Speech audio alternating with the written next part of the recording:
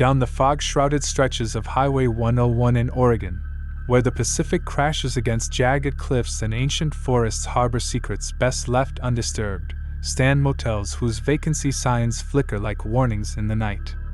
Unlock the doors to terror as we explore 12 bone-chilling encounters from travelers who checked in, but weren't quite the same when they checked out.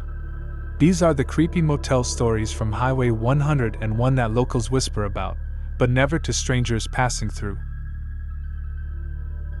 Tide's Haven Lighthouse had guarded the rocky shores of Port Elliot for nearly 2 centuries, its beacon a familiar comfort to sailors and locals alike. After decommissioning in the late 1980s, the lighthouse found new life as a boutique accommodation, the Lighthouse Motel. For 35 years, Harlan Thorne served as its keeper, maintaining both the historic structure and its reputation as a sanctuary for weary travelers. On the morning of his 75th birthday, Harlan stood on the catwalk surrounding the lantern room, his weathered hands gripping the iron railing as the rising sun painted the Atlantic in shades of amber and rose. Below, the motel's 6 rooms formed a semicircle around the lighthouse base, each named after famous lighthouses around the world. Harlan had built them himself after purchasing the property, salvaging materials from shipwrecks and abandoned coastal buildings. The result was an architectural collage that somehow felt cohesive, as if the disparate parts had always belonged together. Like the sea-worn shells that eventually become sand, everything here had been transformed by time and Harlan's patient hands.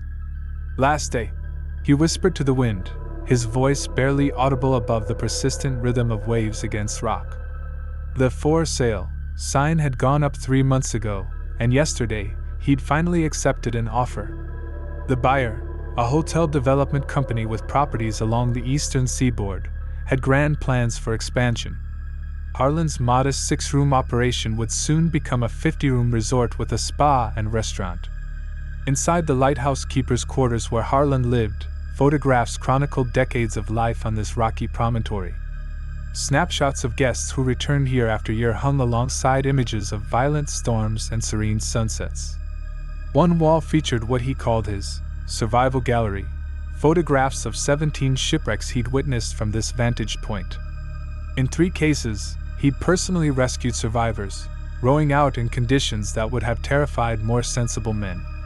The morning progressed with a steady stream of goodbyes. Regular guests had been arriving since dawn, bringing small gifts and sharing memories of stays that had marked significant chapters in their lives.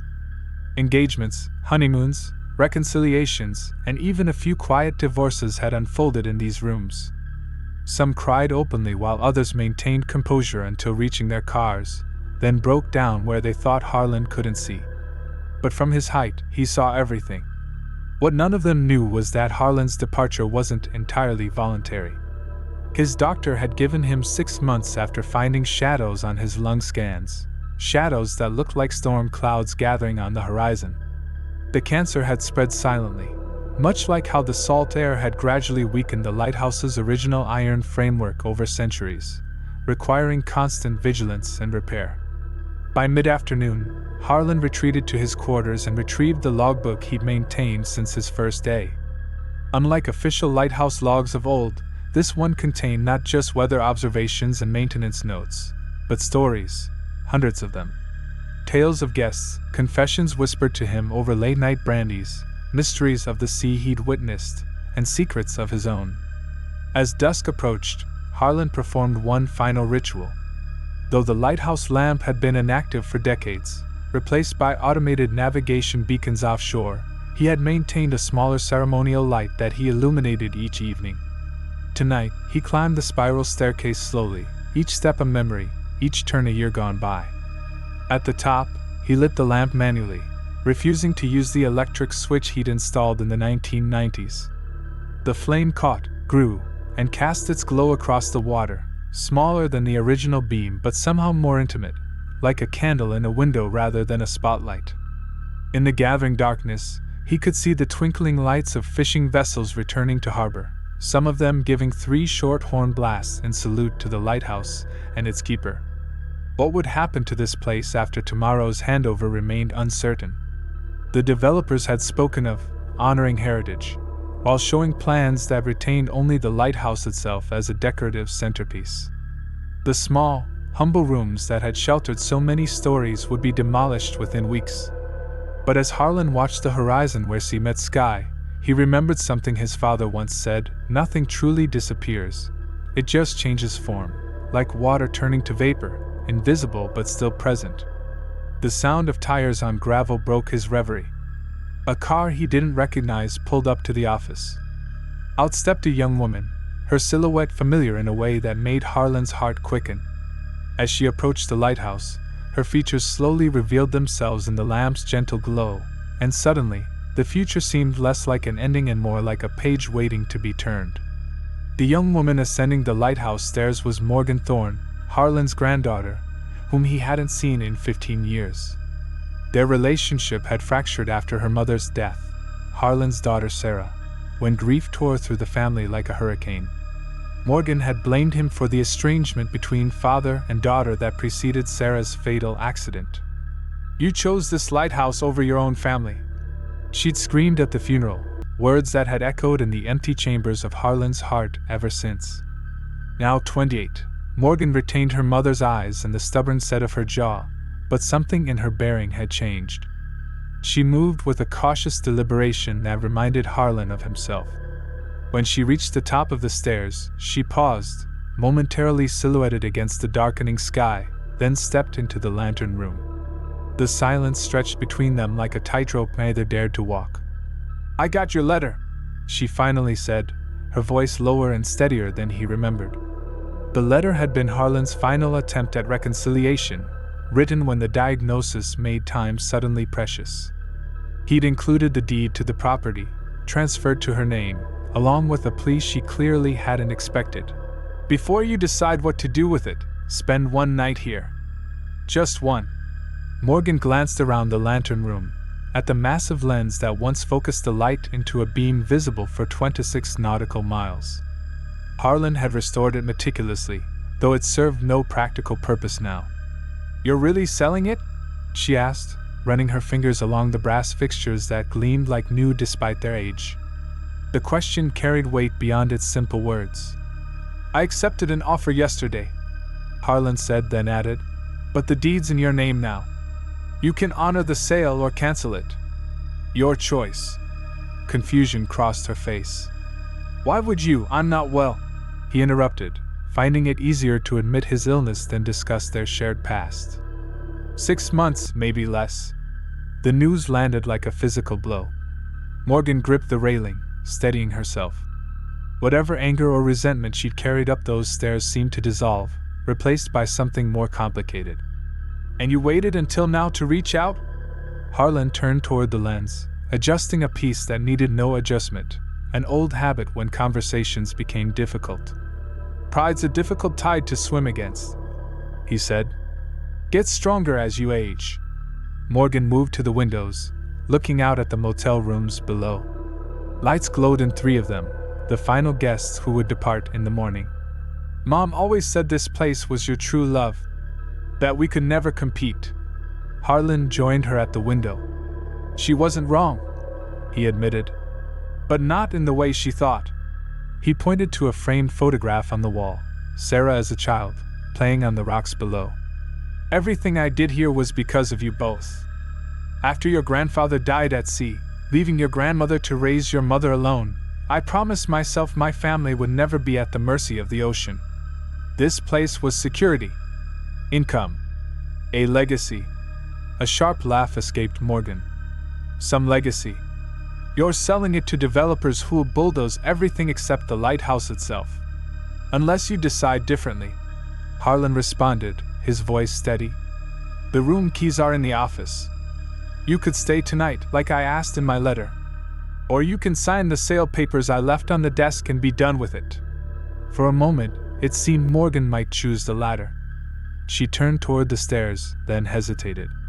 The beam from the ceremonial lamp swept across her face, revealing the complex calculus of emotion as she weighed 15 years of absence against the finality of Harlan's diagnosis. "Fine," she said finally. "One night." As Morgan descended the stairs, Harlan remained in the lantern room, watching her cross to the office. The tide was coming in, waves crashing against the base of the promontory with increasing force. The sound had been his constant companion for 3 decades, sometimes a lullaby, sometimes a warning, always a reminder of nature's patient persistence. Given enough time, water could reshape even the hardest stone. Perhaps, he thought, it could also smooth the jagged edges between people. Below, Morgan emerged from the office with a key. Instead of choosing one of the vacant guest rooms, she headed toward the keeper's quarters, Harlan's own living space. It was an unexpected choice that kindled a fragile hope in his chest. Whether she intended it as reconciliation or merely wanted to confront the past he'd kept from her remained to be seen.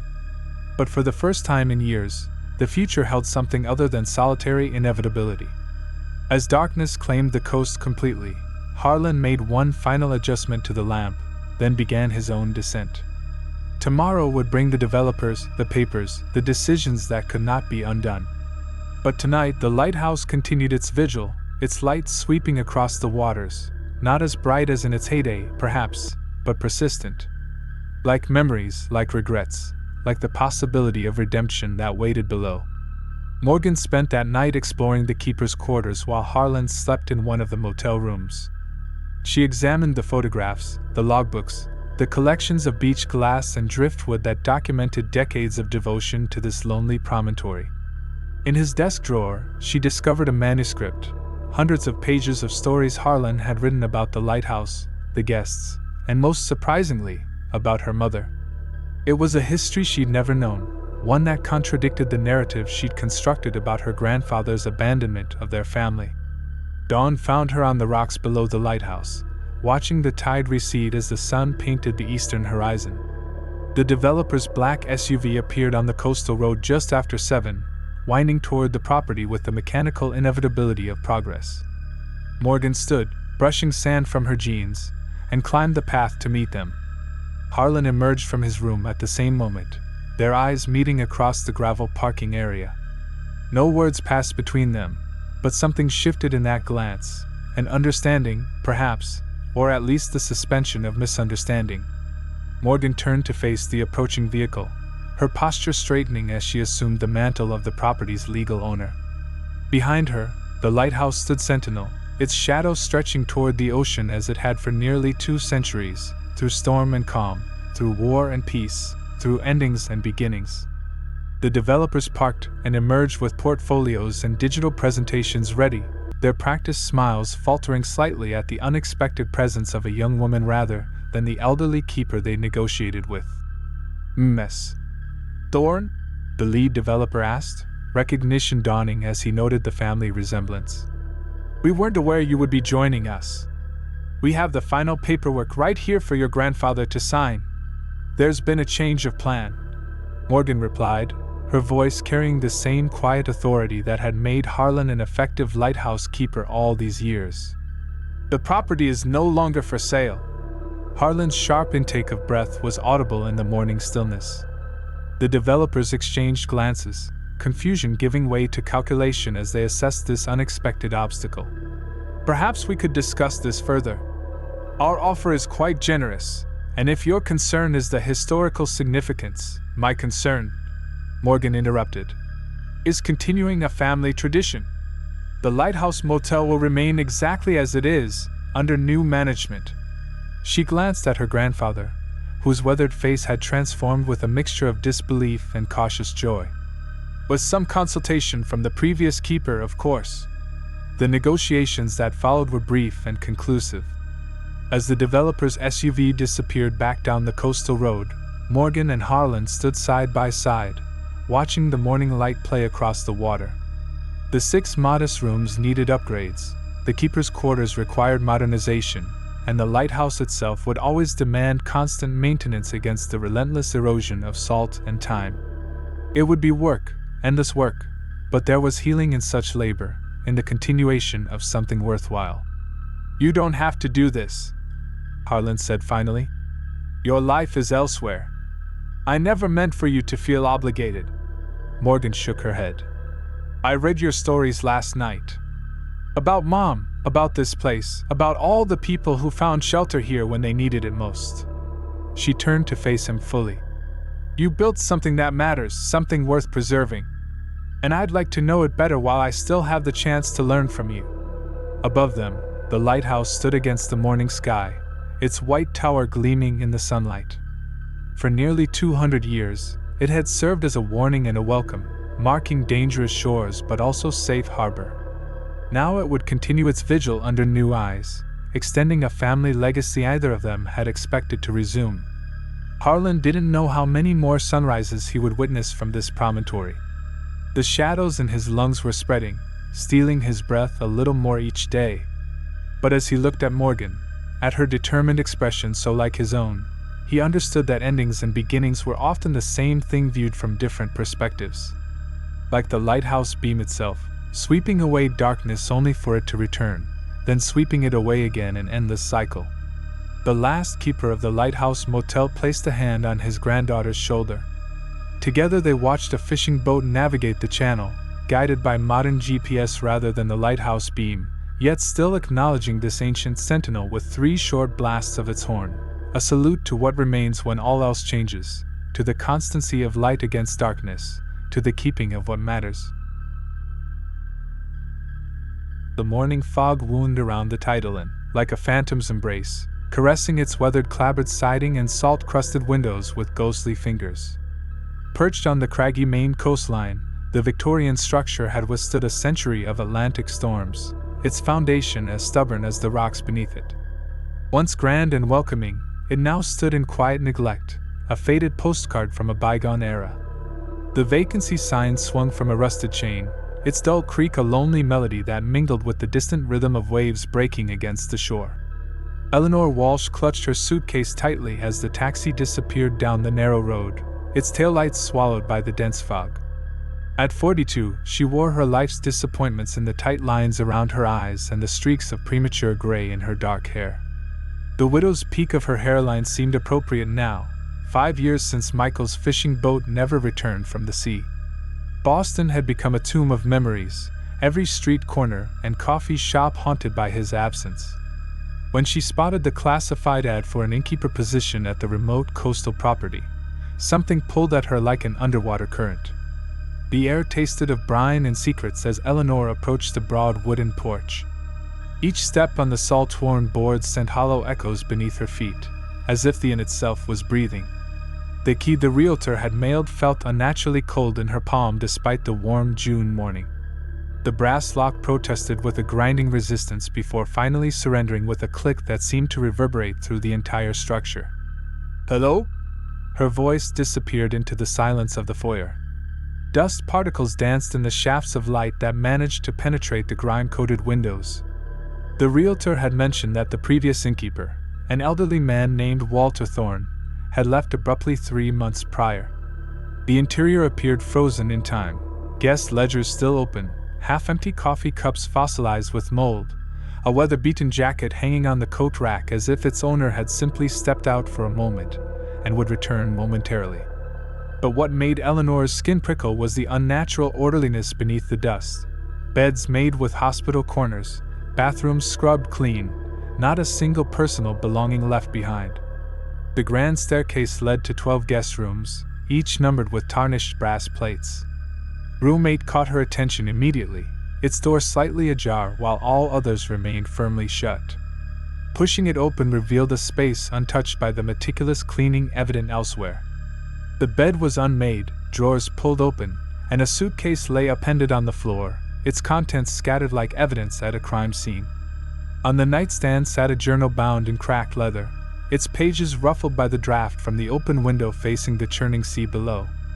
Eleanor's fingers trembled as she lifted the journal.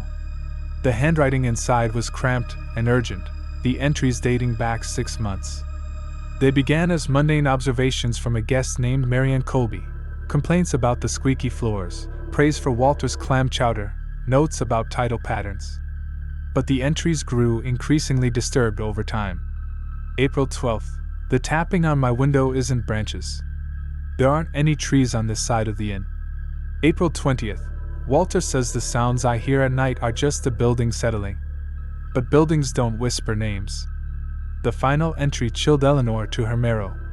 May 3rd, it's in the walls now. I can hear it moving. Walter knows. He's been feeding it somehow. Tonight I'm going to see what comes in with the tide. God help me. That was the last entry. According to the guest ledger downstairs, Marianne Colby had checked out the following morning, her bills settled in cash. But her belongings remained scattered across room 8, abandoned like shed skin. A sudden crash from downstairs sent Eleanor racing toward the staircase. In the kitchen, a window had blown open, shattering a ceramic mug that now lay in pieces on the floor. As she knelt to clean the shards, she noticed something scratched into the ancient wooden floorboards, a circular pattern of strange symbols surrounding a crude drawing of the inn itself. It looked old, the grooves darkened with years of dirt, yet somehow it felt freshly carved, as if the wood still held the memory of being wounded. The lights flickered as the afternoon sun surrendered to storm clouds gathering offshore. Wind howled through cracks in the inn's weathered frame, creating a symphony of moans that sounded disturbingly human. Eleanor found herself drawn to the cellar door beside the pantry, its surface marked with the same strange symbols she'd discovered on the kitchen floor. The rusty padlock hung broken on the latch, inviting her descent into the darkness below, where something waited with the patience only the very old or the very hungry can possess. 19 steps led down into the cellar, each one groaning under Eleanor's hesitant weight. The scent of seawater grew stronger with each footfall, though the tide remained 100 yards from the inn's foundation.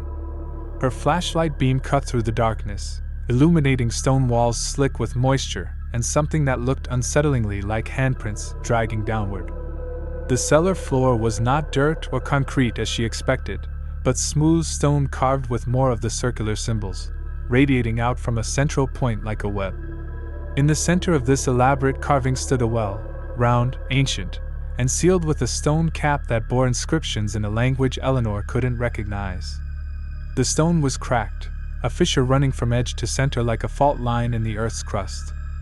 Water seeped from this crack, not dripping down as gravity would demand, but crawling upward along the well's exterior in defiance of natural law. It moved with purpose, forming glistening trails that coalesced into patterns mirroring the symbols on the floor. Eleanor's flashlight flickered and died, plunging her into darkness broken only by a faint blue luminescence emanating from the well's crack. The air pressure changed suddenly, her ears popping painfully as if she descended far deeper than a mere cellar. Something scratched against the stone cap from within, a persistent, deliberate sound of something testing its prison's strength. The water trails pulsed like veins, growing brighter with each rhythmic scratch from below. She backed toward the stairs, her heart hammering against her ribs like waves against a failing seawall. The inn had drawn her here, she realized, not chance, not coincidence, but deliberate summoning. The vacancy wasn't for an innkeeper but for something else entirely. The journal, room 8, Walter's sudden departure, all pieces of a puzzle now assembling in her mind. As her foot found the bottom step, a voice whispered her name from the darkness, not from the well, but from everywhere at once, as if the inn itself had found its voice. The stone cap on the well shifted slightly, a hairline gap appearing along the ancient seal. Seawater began to flow more freely, no longer defying gravity but gushing upward in an impossible fountain. Eleanor fled up the stairs, slamming the cellar door behind her as water began to seep beneath it. She ran to the front desk, frantically searching drawers until she found what some instinct told her would be there, a leather-bound registry far older than the modern guest book, its yellowed pages filled with names spanning back to the inn's construction in 1897. Each name had been meticulously crossed out, save for 12 entries scattered across the decades. Beside these remaining names were notations in crimson ink, room 8, followed by dates exactly 50 years apart. The most recent entry belonged to Marianne Colby. The next line was blank, waiting for a new name. Eleanor's name. The pattern was unmistakable now. 12 rooms, 12 guests, 12 sacrifices spanning more than a century. Whatever dwelled beneath the Tidal and required payment on a schedule as regular as the tides themselves. Outside, the storm had intensified, transforming the afternoon into premature night. The windows rattled in their frames as rain lashed against them like desperate fingers trying to claw their way inside. Through the foyer window, Eleanor watched as the tide surged up the cliff face, already reaching heights well beyond the natural high-water mark. The ocean was coming for the inn, or perhaps for her. She grabbed the ancient registry and Marianne's journal, stuffing them into her bag as water began to pool around her feet, seeping not from the cellar but through the very walls of the structure. The front door refused to budge when she pulled at it, the wood swollen and sealed as if it had grown into its frame. Every window she tried was similarly fixed, transforming the inn from refuge to prison in moments. The water continued to rise, now ankle-deep and carrying with it a peculiar warmth unlike normal seawater. Within it, Eleanor could see tiny points of blue light swirling like microscopic stars, the same luminescence she had witnessed in the cellar. They moved with intent, spiraling around her legs as if taking her measure. As panic threatened to overwhelm her, Eleanor's gaze fell upon an old maritime map framed on the wall behind the front desk. Unlike the decorative charts elsewhere in the inn, this one showed not the main coast but what appeared to be a much older shoreline, with the inn's location marked by the same circular symbol from the cellar floor. Beside it, handwritten notes documented dates corresponding with those in the registry, cycles of the moon, tide tables, and astronomical alignments spanning centuries. The dim lamplight cast long shadows across the lobby's marble floor as Nathan Reeves settled into his chair behind the reception desk. His first night as manager at the Harrington Grand Hotel loomed ahead of him, 12 hours stretching from dusk till dawn. The historic building stood like a weathered sentinel in the heart of the city, its Art Deco facade hiding a century of secrets. Nathan adjusted his black tie and opened the leather-bound logbook that management insisted all night staff maintain. The blank page stared back at him, waiting for the night's events to be recorded in his neat handwriting. His predecessor, Marianne, had left abruptly last week without explanation. The other staff exchanged knowing glances whenever he mentioned her name, their whispers falling silent when he entered the break room. The logbook held entries dating back 3 years, and Nathan found himself flipping through Marianne's final entries. Her normally disciplined penmanship had grown increasingly erratic in the last few entries, the final page containing only the cryptic note. Room 412. They're coming through again. At precisely 11:17 p.m., the antique telephone at the reception desk rang, its sharp trill cutting through the silence. Nathan cleared his throat before answering. Harrington Grand, night manager speaking. The line crackled with static before a woman's voice emerged, distant yet somehow intimate. Is room 412 available tonight? His eyes darted instinctively to the room board. The 4th floor had been closed for renovations for months. I'm sorry, ma'am, but that entire floor is currently unavailable. May I offer you another room?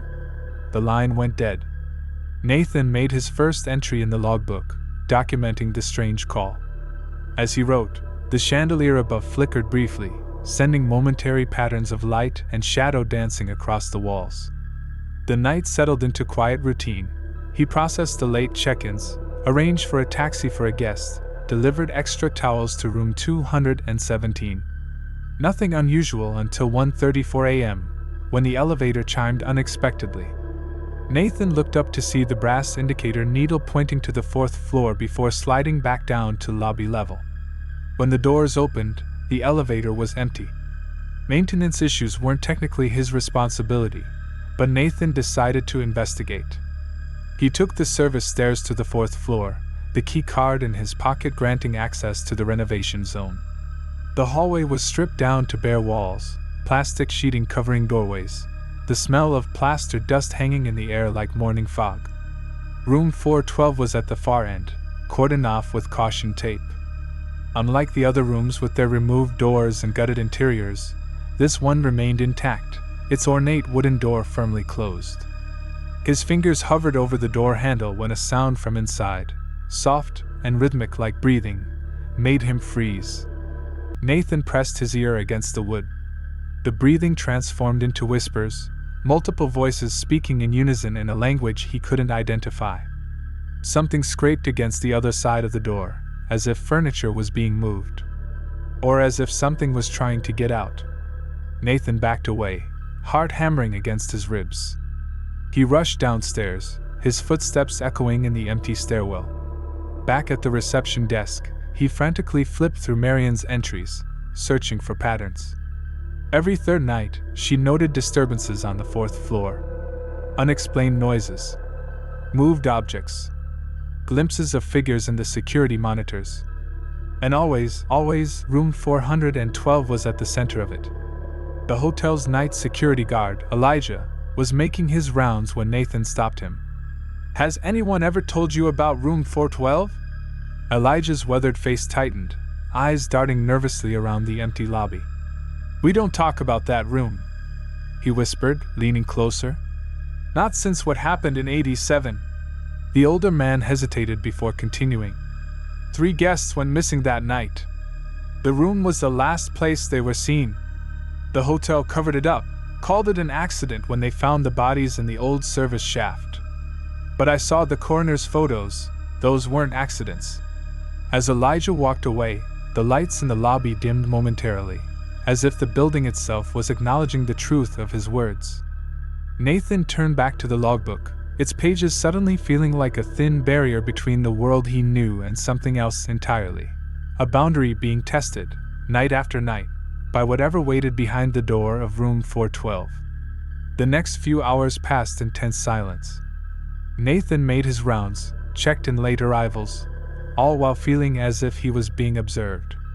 The security cameras occasionally showed static when focused on certain corners of the hotel. At 3:16 a.m., he heard soft footsteps crossing the lobby behind his desk. When he turned, no one was there, yet the marble floor retained wet footprints that evaporated before his eyes, like morning dew under a harsh sun. The house phone rang again. This time, when Nathan answered, there was only the sound of rushing water and distant laughter. The call originated from room 412, a room with no phone service. He marked it in the logbook, his hand trembling slightly. The pattern was becoming clear. Whatever Marian had encountered was now making itself known to him. At 4:23 a.m., all the lights in the hotel flickered simultaneously. The computer system crashed, rebooting to display a single message on the screen. "They're coming through." Nathan grabbed the logbook and began documenting everything, creating a record for whoever might come after him. Because now he understood, the night manager wasn't just a hotel position. It was a sentinel role, guarding a doorway that wasn't meant to be opened. The elevator chimed again. The brass needle moved slowly, deliberately pointing to the 4th floor. And as the first light of dawn touched the horizon, Nathan knew his vigil had only just begun. The security footage showed nothing unusual in the lobby, just Nathan at his desk, writing in the logbook. What it couldn't capture was the cold presence he felt standing just behind his right shoulder, or the whispered words that seemed to come from the walls themselves. Night 2 of his employment at the Harrington Grand had begun, and already he could feel the weight of something ancient bearing down on him, testing his resolve like ocean depths pressuring a submarine hull. When his shift ended at 7 a.m., Nathan didn't leave. Instead, he waited for the day manager, Patricia Winters, a stern woman with silver-streaked hair and 30 years of service to the hotel. "I need to ask you about room 412, he said without preamble when she arrived. Her face remained impassive, but her hands betrayed her, trembling slightly as she arranged papers on the desk. "Every hotel has its quirks, Mr. Reeves. Ours are simply more persistent." She slid a key across the counter, an actual metal key, not a card. "The archives are in the sub-basement. If you insist on pursuing this, you might as well have the full story." The archives were housed in a room that felt sealed away from time itself. Metal shelving units lined the walls, filled with leather-bound volumes, file boxes, and photographs dating back to the hotel's opening in 1925. Nathan found what he was looking for in a box labeled simply, 412, restricted. Inside were newspaper clippings about the 1987 incident, but also older reports: a suicide in 1964, a disappearance in 1953, a murder-suicide in 1932. All connected to the same room. Most disturbing was a thin file containing the original architect's notes. The hotel had been built on the site of a much older structure, a meeting hall for a secretive society that practiced what the architect euphemistically called communication with the beyond. The room that would become 412 aligned perfectly with the chamber they had used for their rituals, a space the architect noted produced unusual cold spots and acoustic anomalies during construction. That night, Nathan came prepared. He brought a digital recorder, an EMF meter borrowed from a friend who investigated hauntings as a hobby, and a thermal camera attached to his phone. The lobby was quieter than usual, the few late-night arrivals processing quickly and disappearing to their rooms. The logbook sat open beside him, each entry now feeling like breadcrumbs he was leaving for whoever might need to follow his path. At midnight exactly, the temperature in the lobby dropped 15 degrees in less than a minute. Nathan's breath fogged in the suddenly frigid air. The recorder, which had been capturing only the ambient sounds of the hotel, suddenly filled with a low, persistent humming, like the resonance of crystal glasses when rubbed along their rims. The thermal camera showed nothing unusual until he aimed it at the elevator. There, a human-shaped heat signature waited, despite the elevator being empty when the doors slid open. His phone rang, not the hotel line, but his personal cell. The caller ID showed Marian's name, though he never saved her number. When he answered, the connection was crystal clear. "They found me, Nathan. They always find the night manager. The logbook is the key, it's how we communicate across time. You need to find the entry from 1932, the night everything started." The line filled with static, then a voice that wasn't Marian's cut through. "We're coming through. All of us. Tonight." Nathan rushed to the archives, the logbook tucked under his arm. He found the volume from 1932, its pages brittle with age. The night manager then, a man named Howard Blackwood, had documented a seance held in room 412 by a visiting group of spiritualists. "The veil was torn," he wrote.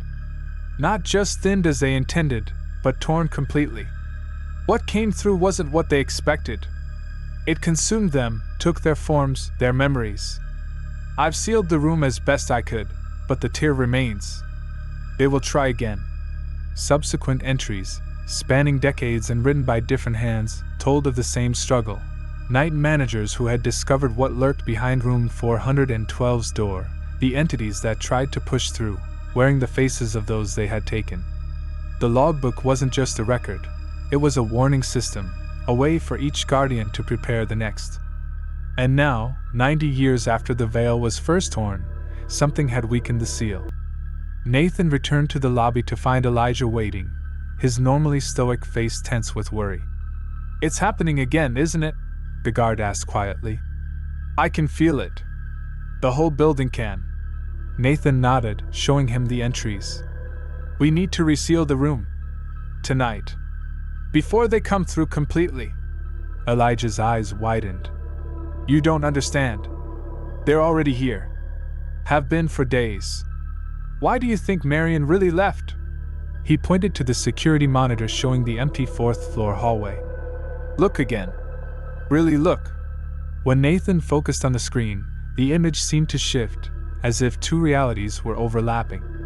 In one, the hallway stood empty and under construction. In the other, shadowy figures moved back and forth, their features blurred and shifting, gathering outside room 412 like worshippers at an altar. And standing in their midst, directing their movements, was a woman who looked exactly like Marian. "They take our forms, our memories," Elijah whispered. "They've been trying for decades to open a permanent doorway. And they've finally figured out how, by replacing us, one by one, until they can control the hotel completely." Nathan watched as the figure resembling Marian turned toward the camera, her face momentarily revealing something inhuman beneath the familiar features, like a mask slipping to show what truly lurked behind. The oceanside lodge perched precariously on a narrow strip of beach that disappeared completely during high tide, leaving the weathered buildings seemingly floating on water. Locals along the Oregon coast barely noticed the aging motel anymore, its cedar shingles blackened by decades of salt spray, windows perpetually fogged with condensation regardless of season. Roommate had remained locked for nearly 40 years, paid for by a monthly check that arrived without fail from a bank in Seattle. Even more peculiar than the long-term reservation was the fact that no one had actually stayed in the room since 1985. Diane Keller had inherited the motel from her uncle 6 years ago, becoming the fourth generation to maintain what had become more a coastal landmark than a profitable business. Like her predecessors, she honored the strange arrangement with Roommate, though she often wondered about the absent guests who paid triple the normal rate for perpetual vacancy. The checks were signed simply, M. Wells, accompanied by a note requesting the room remain untouched. The housekeeping staff were forbidden from entering, not even to dust. The mystery of Roommate might have continued indefinitely if not for the storm that hammered the coast on February 12, 2023. Wind gusts exceeding 90 miles per hour tore at the building's structure, driving rain horizontally through every microscopic gap in the aging facade. Around midnight, a section of roof peeled back above Roommate, exposing the interior to the elements. By morning, seawater had seeped through the ceiling, soaking everything inside. The room's contents presented Diane with an ethical dilemma. The damage required immediate attention, yet she dreaded violating the 4-decade agreement. After leaving 3 voicemails at the only contact number she had for M. Wells, which rang endlessly without an answering machine, Diane reluctantly used her master key. The door groaned in protest, swollen from moisture and disuse, as if guarding its secrets. What awaited inside stopped Diane cold. The room existed in a perfect time capsule of 1985, a bottle of Brut cologne on the bathroom counter, a paperback copy of The Hunt for Red October, splayed open on the nightstand, still bookmarked. A suitcase lay half unpacked, men's clothing neatly arranged. On the desk sat a Polaroid camera and a stack of undeveloped film. Unlike the dusty abandonment one might expect, the room felt suspended, as though its occupant had just stepped out momentarily. Most unsettling was the wall above the desk. Dozens of Polaroid photographs had been meticulously arranged in chronological order, each labeled with a date. They showed the same stretch of beach visible from the room's window, but the images displayed impossible inconsistencies. Shorelines that had eroded decades ago appeared intact in photos dated just months earlier. A distinctive driftwood log that had washed away in a 1997 storm appeared in an image marked November 2022. Diane's fingers trembled as she lifted the final photograph in the sequence. Dated February 11, 2023, the day before the storm, it showed the beach at sunset. In the foreground stood a man with his back to the camera, silver-haired yet straight-backed.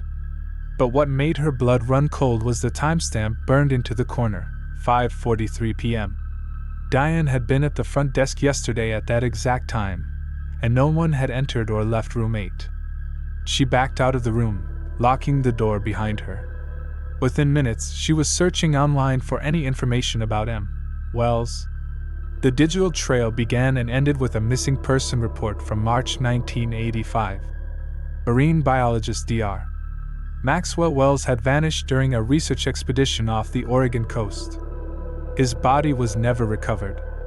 According to news archives, his last known location was the Oceanside Lodge, Roommate, where he checked in 2 days before disappearing.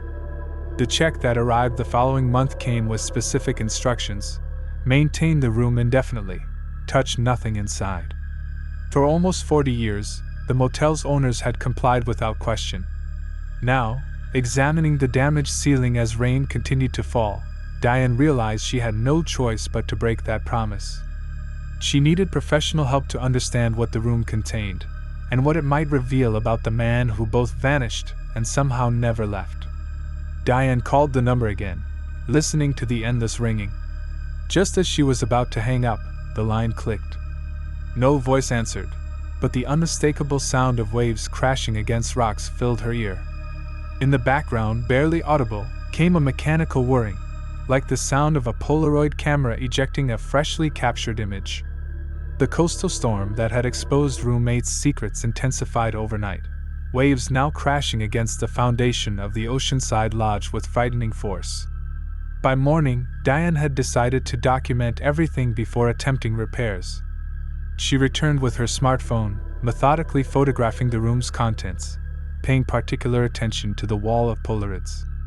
Each image showed the same section of coastline visible from the window, but the chronological progression revealed subtle, impossible changes, shifts in the shoreline that defied known erosion patterns, beach debris appearing and disappearing, shadows falling at angles that contradicted seasonal sun positions. Professor Eleanor Kazan arrived from Portland State University the following day, having responded immediately to Diane's email. A renowned physicist with a specialization in quantum mechanics, Kazan moved through Room 8 with the reverence of someone entering a sacred space. She spent hours examining the photographs, occasionally glancing between the images and the actual view from the window, her expression growing increasingly troubled. "These aren't just photographs," she finally said, her voice barely above a whisper. "They're observations, scientific records." She pointed to minute notations in the margins of each Polaroid, written in a tight, precise hand. "These are coordinates, timestamps, and," she hesitated, "quantum measurements. Dr. Wells was tracking something that conventional physics can't explain." The professor's eyes lingered on the final photograph, showing the silver-haired man on the beach. "This camera is special too," she said, lifting the Polaroid device from the desk. "It's been modified with what appears to be custom glass lenses and unusual filters. I've never seen anything like it." When Diane mentioned the missing person case from 1985, Kazan's expression shifted from scientific curiosity to visceral unease. She pulled up Dr. Wells' academic publications on her tablet, revealing a brilliant but controversial researcher whose theories on temporal observation effects had been dismissed by the scientific community.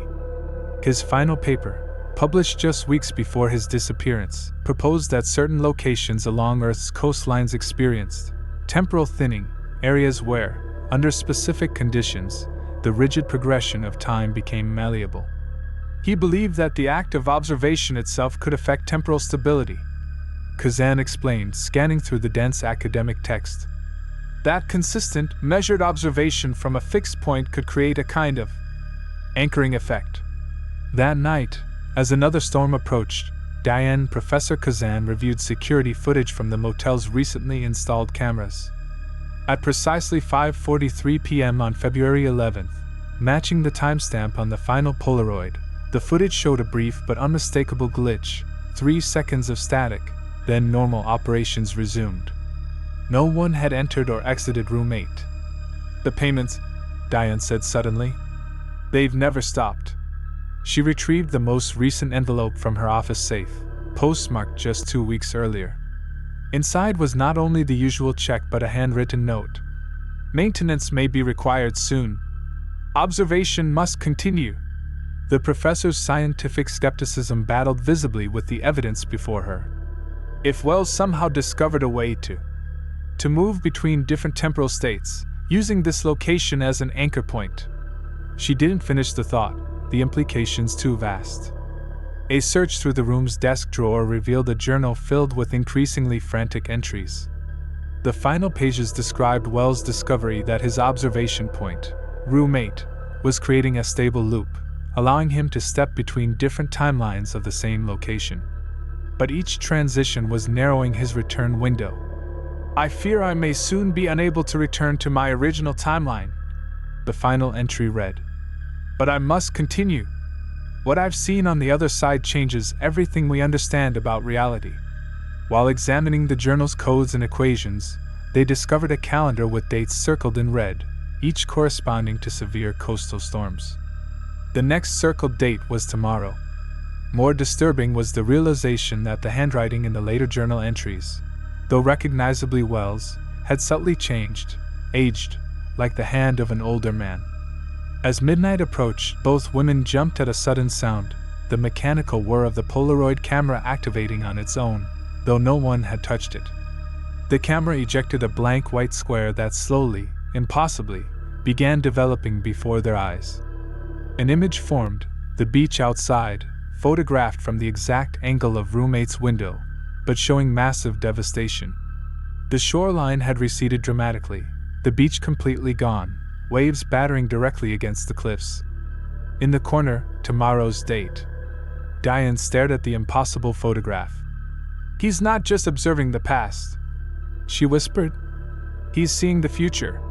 The photograph from tomorrow showed destruction beyond anything the Oregon coast had experienced in recorded history, a premonition that left both women speechless. The oceanside lodge appeared partially collapsed, surrounded by violently churning water. On the back of the photo, appearing gradually like invisible ink exposed to heat, were words in Wells' handwriting. "Evacuation required. Storm apex 2:17 p.m. Dawn broke with an unnatural stillness, the breathless pause before catastrophe. Dark clouds massed on the horizon, forming faster than weather patterns should allow. Professor Kazan made urgent calls to the National Weather Service and Coastal Emergency Management, but her warnings of an imminent megastorm based on a mysteriously appearing Polaroid photograph were met with polite skepticism. "We need to evacuate regardless," Diane insisted, already alerting her staff and the few off-season guests. As they worked, the Polaroid camera continued its inexplicable activity, ejecting a new image every hour, each showing the storm's progression from some future vantage point. The timeline these photos revealed was terrifying, a storm surge exceeding prediction models by factors of 3 or more, striking with precision at the afternoon high tide. While coordinating with reluctant local authorities, Diane noticed something in the latest Polaroid, a pattern in the water visible from roommate's window. The swirling currents formed a spiraling vortex, reminiscent of the diagrams in Wells' journal depicting what he called temporal apertures. According to his notes, these phenomena occurred at specific coordinates during powerful electromagnetic disruptions, like massive storms. "He didn't disappear," Professor Kazan realized, connecting the fragments of Wells' research. "He crossed through deliberately, during the 1985 storm. And he's been working from the other side ever since, sending back observations, warnings." By noon, the storm had intensified beyond meteorological predictions, lending sudden credibility to their warnings. Evacuation orders finally went out for the coastal communities. As Diane helped the last guests leave, something compelled her to return to roommate one final time. The room had transformed. The walls seemed to pulse with subtle energy, and the view through the window no longer matched the scene outside, instead showing the beach as it might have appeared decades earlier. The Polaroid camera hummed continuously, ejecting images that dissolved almost immediately upon exposure to air. On the desk lay a new note in Wells' handwriting. "The aperture forms every 38 years. I've been waiting for it to align again. The observation point must be maintained until the transition completes." Professor Kazan's scientific training warred visibly with what she was witnessing. If his theories are correct, this room exists at the nexus of multiple timeline variants. The storm somehow weakens the barriers between them. Outside, the wind screamed against the building as the first sections of the parking lot disappeared beneath the rising water. The evacuation routes would close within minutes. "We have to go," Diane insisted, tugging at the professor's arm. But Kazan seemed transfixed by the camera, which had fallen suddenly silent. "Look," she whispered. The final Polaroid showed not destruction, but the interior of room 8 itself. In it, a figure stood by the window, the silver-haired man, now turned partly toward the camera. His face was weathered but unmistakably that of Dr. Maxwell Wells, though decades older than when he'd disappeared. In his hand was the very Polaroid camera that now sat before them, creating an impossible loop of observation. As they stared at the image, the door to room 8 swung open of its own accord. Beyond it was not the motel hallway, but a sunlit beach that existed nowhere in the present timeline. At the water's edge stood Dr. Wells, beckoning urgently as the edges of the doorway began to waver and distort. "He's not just been observing," Kazan breathed, understanding blooming across her features. "He's been creating a bridge. The room, the payments, the continuous documentation, it was all to maintain this connection point." The building groaned under the storm's assault, timbers cracking as sections began to give way. The doorway's edges flickered like a failing transmission. They had moments, not minutes, to decide whether to cross the threshold into whatever version of reality Wells had accessed, or remain in their timeline as the oceanside lodge succumbed to the sea, taking room 8's mysteries with it. Wells' voice somehow reached them over the storm's roar, though his lips didn't move. The observation continues, but the observer must change. The camera ejected one final image, blank except for a question mark, as the room around them began to dissolve into the raging waters of two colliding timelines. The pale afternoon sun cast long shadows across the dilapidated neon sign of the Highway Whispers Motor Lodge. Once a vibrant beacon for weary travelers along Route 66, it now stood forgotten at the edge of Millbrook, a small desert town that time seemed determined to erase. Paint peeled from the once white cabins arranged in a horseshoe pattern, their windows reflecting nothing but emptiness and broken dreams. Yet something about this abandoned motel called to Eleanor Hayes as she slowed her dusty Subaru to a stop in the gravel parking lot. Eleanor tightened her ponytail and stepped out into the dry heat. The air smelled of sage and sun-baked asphalt. As a travel writer specializing in forgotten roadside attractions, she'd visited dozens of abandoned places, but this one made the hairs on her arms stand up despite the scorching temperature. The motel had been closed for nearly 30 years, ever since the new interstate diverted traffic away from this stretch of highway. But the stories surrounding its abandonment had brought her here. Whispers of late-night disappearances, guests who checked in but never checked out, and the mysterious suicide of its last owner, Frank Holloway. She approached cabin number 1, its door hanging askew on rusted hinges. The warm breeze carried fragments of conversation that seemed to emanate from inside, though Eleanor knew she was alone. The sensation wasn't new to her.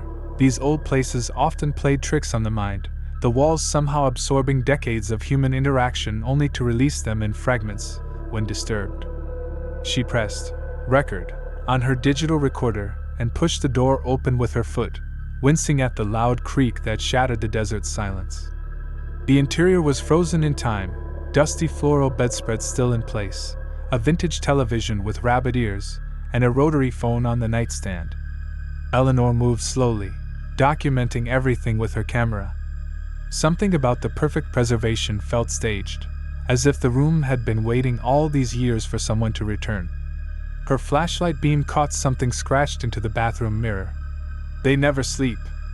The handwriting was jagged, desperate. Eleanor's pulse quickened as she photographed it, wondering who had left this cryptic warning and what it meant. Back outside, the gathering dusk painted the desert in purples and deep blues. Eleanor had planned to visit several cabins before nightfall, but something about cabin number 7 drew her attention like a magnet pulls metal. It was set slightly apart from the others, its door the only one completely intact, painted a faded red that stood out against the weathered whites and beiges of the other units. According to local legend, cabin 7 was where Frank Holloway had been found, hanging from the bathroom pipes, his body discovered 3 days after his death. The door to cabin 7 was locked, unlike all the others. Eleanor rattled the knob, then withdrew the small lockpick set she sometimes needed for her urban exploration work. The lock proved surprisingly easy to manipulate, clicking open after just a few seconds of effort. The door swung inward without a sound, revealing darkness so complete it seemed to absorb her flashlight beam. Eleanor hesitated for the first time since arriving, the silence pressing against her eardrums like cotton wool. She had interviewed a former housekeeper who claimed this cabin had always been wrong, colder than the others, with electronics that malfunctioned and guests who reported strange dreams. She stepped inside anyway, her journalistic curiosity overwhelming her apprehension. The air inside felt at least 15 degrees cooler, raising goosebumps on her skin. Her flashlight illuminated a room almost identical to cabin 1, except for a strange stain on the carpet near the bathroom door, a dark, irregular shape that resembled a human silhouette, as if someone had lain there bleeding for hours until their outline had become permanently pressed into the fibers. Eleanor crouched to examine it, her fingers hovering just above the surface. The stain seemed to pulse with its own inner life, like a wound that had never properly healed. The bathroom door stood partially open, and through the gap, Eleanor could see a sliver of mirror reflecting her own pale face back at her. But there was something else in the reflection too, a second face, gaunt and gray, hovering just behind her right shoulder. Eleanor froze, her breath caught in her throat. The figure in the mirror smiled, though she could feel no presence behind her in the room. "Welcome to Highway Whispers," a voice that seemed to come from everywhere and nowhere whispered. "We've been expecting you." The walls of cabin 7 seemed to contract and expand like a living, breathing entity as Eleanor backed toward the door. The temperature plummeted further, her breath now visible in cloudy puffs before her face. The stain on the carpet began to darken and spread, crawling across the floor like spilled ink. Eleanor's hand fumbled for the doorknob, but it wouldn't turn. She was trapped. Her camera and recorder shut down simultaneously, leaving her in near total darkness save for her faltering flashlight. From the bathroom came the soft, rhythmic creak of rope against pipe, swinging, swinging. Eleanor's flashlight illuminated a shadow playing across the bathroom wall, the unmistakable silhouette of a hanging man, though there was nobody there. Her rational mind fought against what her senses were telling her, scrambling for explanations. Old buildings settle. Desert heat plays tricks. Imagination fills in blanks with fears.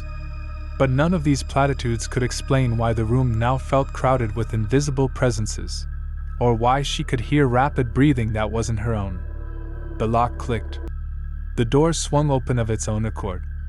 Eleanor didn't hesitate. She bolted outside, gasping in the warm evening air. The sun had almost completely disappeared behind the distant mountains, leaving the motor lodge in murky twilight. Her car stood where she'd left it, seemingly miles away across the gravel lot. She ran toward it, keys clutched in her shaking hand. But as she reached for the driver's door, something made her turn back for one last look at cabin 7. In the window stood a man in an old-fashioned suit, watching her with hollow eyes. His neck was bent at an impossible angle, his feet floating several inches above the floor. Frank Holloway raised his hand in greeting, his mouth stretching into a grin that was far too wide for his face. And behind him, other faces pressed against the glass, dozens of them, all with the same empty eyes and unnatural smiles. Guests of the Highway Whispers Motor Lodge who had checked in but never checked out. Eleanor's tires sprayed gravel as she sped away, her heart hammering in her chest. In her rearview mirror, the neon sign of the motel flickered to life for the first time in 30 years, casting a sickly blue glow across the desert. The Vacancy sign blinked on and off, a silent invitation to travelers who might wander too far from the main road. She wouldn't write about this place. Some stories weren't meant to be told. But 3 days later, Eleanor found herself drawn back to Highway Whispers, unable to resist its pull. Waiting in the glove compartment was her voice recorder, the one that had died in cabin 7. She hesitated, then pressed play. Static filled the car, punctuated by her own footsteps and breathing. Then another voice emerged from the background noise, a man, speaking so softly she had to strain to hear. "They all come back. Just like you will. We have a room waiting." The recording ended with the sound of her own scream, a scream Eleanor had no memory of making. She parked in the exact same spot as before, killing the engine as the sun began its descent. This time, all the cabin doors stood open, welcoming her back. Eleanor stepped out of her car, moving like someone in a trance. Behind her, the Vacancy sign flickered off, replaced by a steady red, "No Vacancy," as she approached cabin 7. The door swung open at her touch, revealing a freshly made bed and clean room, the stain now completely gone from the carpet. On the nightstand sat a registration card and pen, waiting for her signature. "Welcome home, Eleanor," the walls seemed to whisper. "Your stay will be permanent." The Highway Whispers Motor Lodge had claimed another guest. Millbrook locals began noticing Eleanor's abandoned car within a week. Sheriff Tom Reeves, a man who'd lived in the shadow of Highway Whispers his entire life, knew exactly where to look when the missing person report came in. He found her camera on the nightstand in cabin 7, the memory card intact. The photos showed nothing unusual, just empty, dilapidated rooms. However, the final image made his blood run cold, a selfie Eleanor had apparently taken in the bathroom mirror of cabin 7. She appeared normal, smiling at the camera, except for her eyes, completely black and empty, like holes punched into her face. Behind her stood a crowd of people, their features blurred and distorted, hands resting on her shoulders in a gesture of possession. The sheriff padlocked cabin 7 that same day, adding a new, condemned, sign to the already weathered door. But the following morning, the padlock lay broken on the gravel, the door standing wide open again. Sheriff Reeves wasn't surprised. The same thing had happened when they'd found what remained of the Peterson family in 1992, and the Baker twins in 2005. Highway Whispers rejected all attempts to seal it away, to prevent it from claiming more visitors. The town council had tried demolishing the place in '98, but the construction crew had simply vanished overnight, their equipment left running in place, as if they'd been plucked from this world in the middle of their work. 2 months after Eleanor's disappearance, travel writer Mia Chin received a package containing a handwritten manuscript titled Highway Whispers Motor Lodge, The Last Resort, by Eleanor Hayes. Inside was a note from Eleanor explaining she'd taken a job managing a small motel outside Millbrook and inviting Mia to visit. The rooms are comfortable, the rates reasonable, and the guests are simply dying to meet you. Enclosed was a brochure showing a pristine, renovated Highway Whispers, its neon sign glowing against a night sky unpolluted by city lights. Mia tried to contact Eleanor, but her phone had been disconnected. A Google search for Highway Whispers showed only the abandoned, decaying property. Yet the brochure in her hands depicted a thriving business with smiling staff and happy guests. What caught Mia's eye was a small detail in one photograph, a group shot of the supposed motel staff standing in front of the office. In the back row stood Eleanor, her smile tight and her eyes somehow wrong, alongside a dozen other people whose faces seemed slightly blurred, as if they couldn't quite hold their form in front of a camera. Despite every rational instinct warning her away, Mia found herself planning a trip to Millbrook. She told herself it was to investigate what had happened to her colleague, but deep down, she recognized the same pull that had drawn Eleanor back to Cabin 7. The manuscript contained detailed histories of past guests, people who had disappeared over the decades, their stories never told. It ended with a blank page bearing only the words, "Reserved for Mia Chin," in Eleanor's handwriting. Sheriff Reeves wasn't surprised when another car pulled into the gravel lot of Highway Whispers Motor Lodge exactly 3 months after Eleanor Hayes had vanished.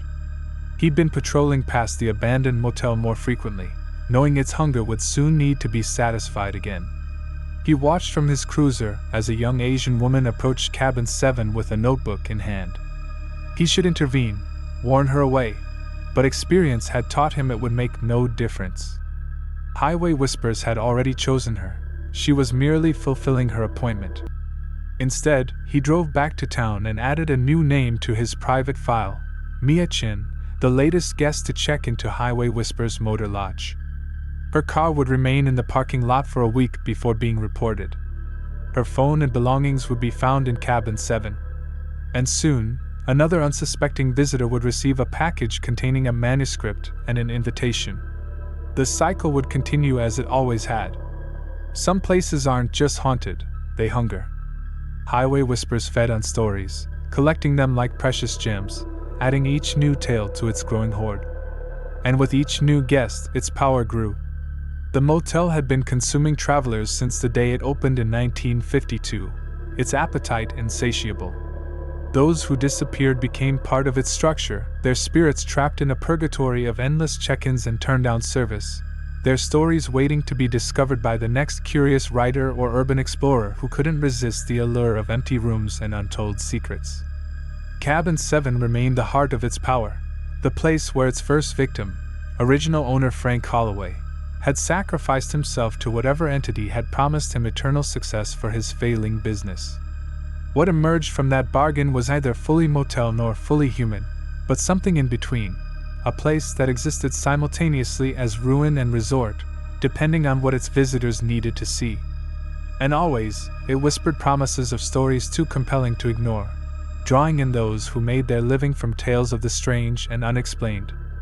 At night, the lights of Highway Whispers Motor Lodge can still be seen from the old highway, bright and welcoming to certain travelers, while appearing completely dark and abandoned to others.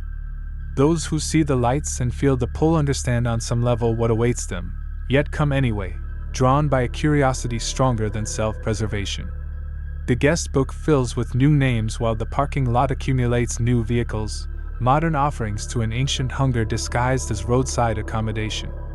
If you drive past today, you might see a woman with a tight smile and empty eyes standing in the office doorway, waving you toward an open cabin. Beside her, a man with a bent neck and too wide grin holds out a registration card. Behind them, pressed against the windows, are the collected guests of Highway Whispers, waiting to welcome you to your permanent stay. The vacancy sign always has room for one more story, one more soul, one more wanderer who strays too far from the main road.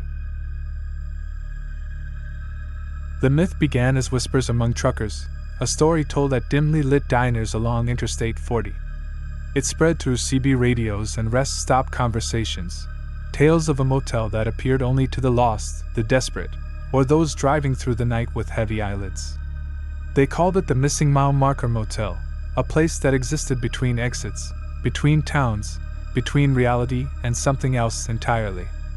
Some claimed it materialized only in fog or rain, its neon vacancy sign cutting through darkness like a lighthouse beam. Others insisted it was always there, hiding in plain sight, waiting for travelers who needed it most. Marcus Wheeler had heard these stories during his 20 years on the road. A long-haul trucker with salt and pepper stubble and eyes that had seen every state in the continental U.S., he dismissed the tales as road-weary hallucinations or elaborate hoaxes. The highway bred loneliness, and loneliness bred stories. Yet on a stormy October night in 2019, as rain hammered his windshield and thunder cracked overhead, Marcus found himself squinting at a faded sign promising rooms at $39.99 a night.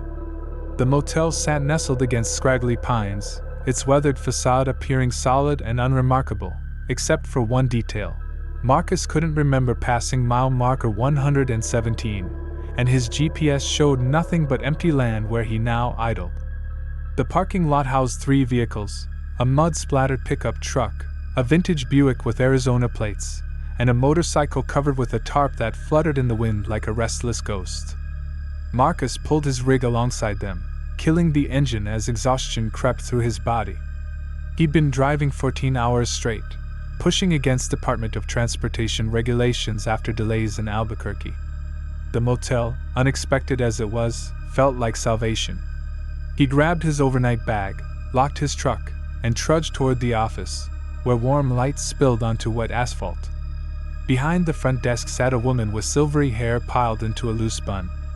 Her face carried the gentle topography of age, lines around her eyes that deepened when she smiled, cheeks softened by years.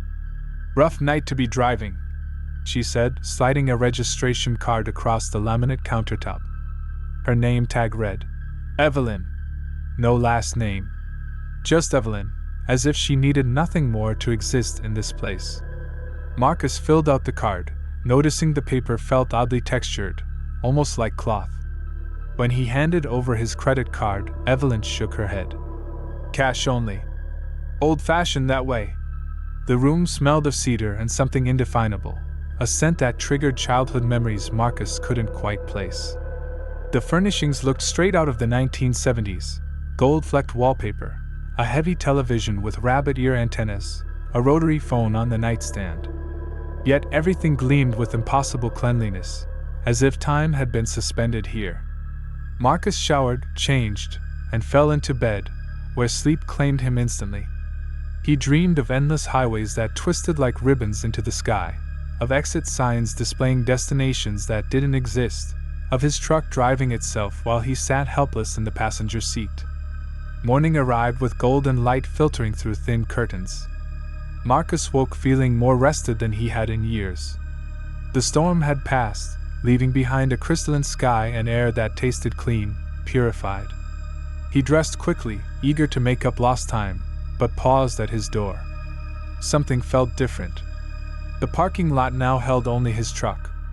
The office window reflected sunlight, making it impossible to see inside. And the motel itself seemed smaller somehow, its edges less defined, as if it were slowly dissolving in daylight. When Marcus reached the office, he found it empty. No Evelyn. No coffee pot with its promise-free breakfast brew. Just a guest book open on the counter, its pages filled with names and dates spanning decades. The most recent entry, his own, sat below one dated just 2 days earlier. Angela Morales, roommate. The room beside his. A room he would have sworn stood empty and dark all night. Next to her name, a small note read, "Found my way again." Thunder rumbled in the distance as Detective Laura Simmons steered her sedan down Interstate 40, watching shadows stretch across the New Mexico desert. 3 weeks into the Angela Morales missing persons case, and she was chasing ghosts, specifically the last ping from Angela's cell phone before it went dark forever. The location data placed it somewhere along this desolate stretch of highway, between mile markers 116 and 118. But something wasn't adding up. There should be a mile marker 117, yet Highway Patrol records showed a curious anomaly. The markers jumped from 116 to 118 without explanation. Laura had interviewed Angela's roommate multiple times, piecing together a troubling picture. Angela, a geology graduate student at UNM, had been driving back to Albuquerque after collecting samples near the Arizona border. She'd called her roommate around 9 p.m., complaining about an approaching storm and how tired she felt. "Might stop somewhere for the night," she'd said. That was the last anyone heard from her. Her car, a blue Honda Civic, disappeared as completely as she had. The detective pulled over at mile marker 116, stepping out into desert heat that enveloped her like a heavy blanket. The asphalt rippled with mirages in the distance, and cicadas thrummed their summer rhythm from hidden perches. Laura walked along the shoulder, eyes scanning the landscape, scrubby vegetation, red dirt, distant mesas standing like ancient sentinels. Nothing suggested a motel existed nearby, yet truckers' forums online buzzed with accounts of an unmarked establishment that appeared and disappeared with inexplicable regularity. "People get lost out here all the time," the highway patrol officer had told her that morning, voice edged with condescension. "College girl probably ran off with a boyfriend. Or maybe she's one of those who walk into the desert on purpose, never to be found again." Laura had bit her tongue, resisting the urge to point out that Angela's bank accounts remained untouched. Her passport sat in her apartment drawer, and her research was due for publication next month. People with plans didn't simply vanish. Unless something, or someone, made them. Back in her car, Laura reviewed her notes.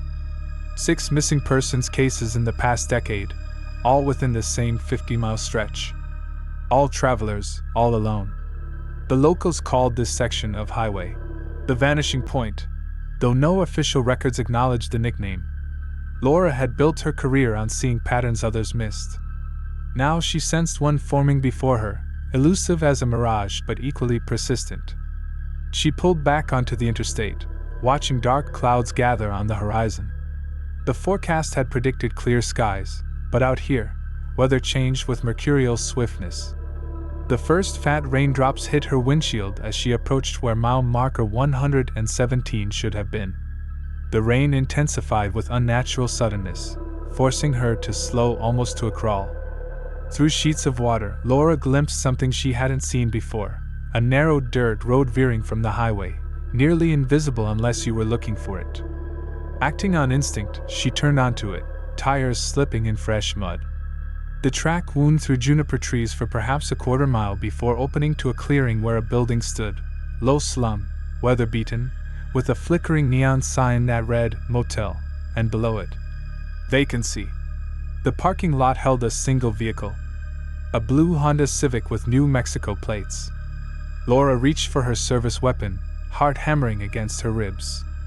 The motel door marked Office opened, and an elderly woman stepped out, seemingly unbothered by the downpour. She raised her hand in greeting, her smile visible even through the rain. Behind her, a figure appeared in the doorway of room 8. A young woman with dark hair, wearing a UNM Geology Department t-shirt. She looked confused, disoriented. Alive. Laura's radio crackled suddenly, static cutting through the sound of rain. When she glanced back at the motel, she saw only the old woman standing there now. The door to room 8 hung open, revealing nothing but darkness beyond. The storm raged through the night, trapping Laura at what she now knew was the missing mile marker motel. Evelyn, the silver-haired proprietor, had shown her to room 9, adjacent to where Angela Morales had supposedly stayed. "You'll find what you're looking for in the morning," she'd said cryptically, leaving Laura alone with growing unease and a room key that felt strangely warm in her palm. Sleep came reluctantly, interrupted by sounds Laura couldn't identify: whispered conversations in the parking lot, car doors opening and closing, footsteps passing her door only to fade into silence. Dawn broke with unsettling clarity.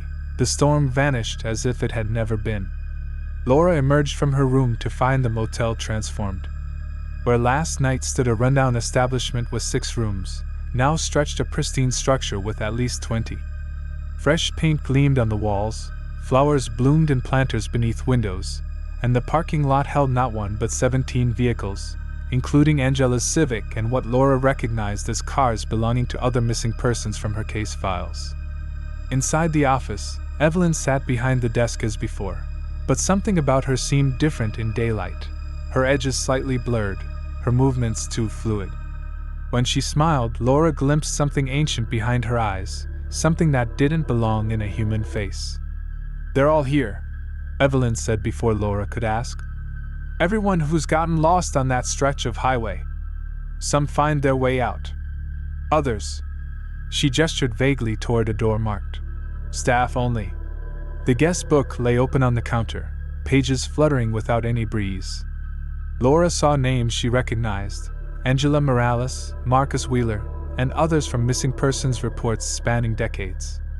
Beside each name, the same notation: "Found my way again," or "Staying on." A chill crept up Laura's spine as understanding dawned. This wasn't just a motel. It was a way station between worlds, a collection point for souls adrift between what was and what could be. "Time works differently here," Evelyn explained, seemingly reading Laura's thoughts. "Those who stay too long forget there was ever anywhere else. Those who leave..."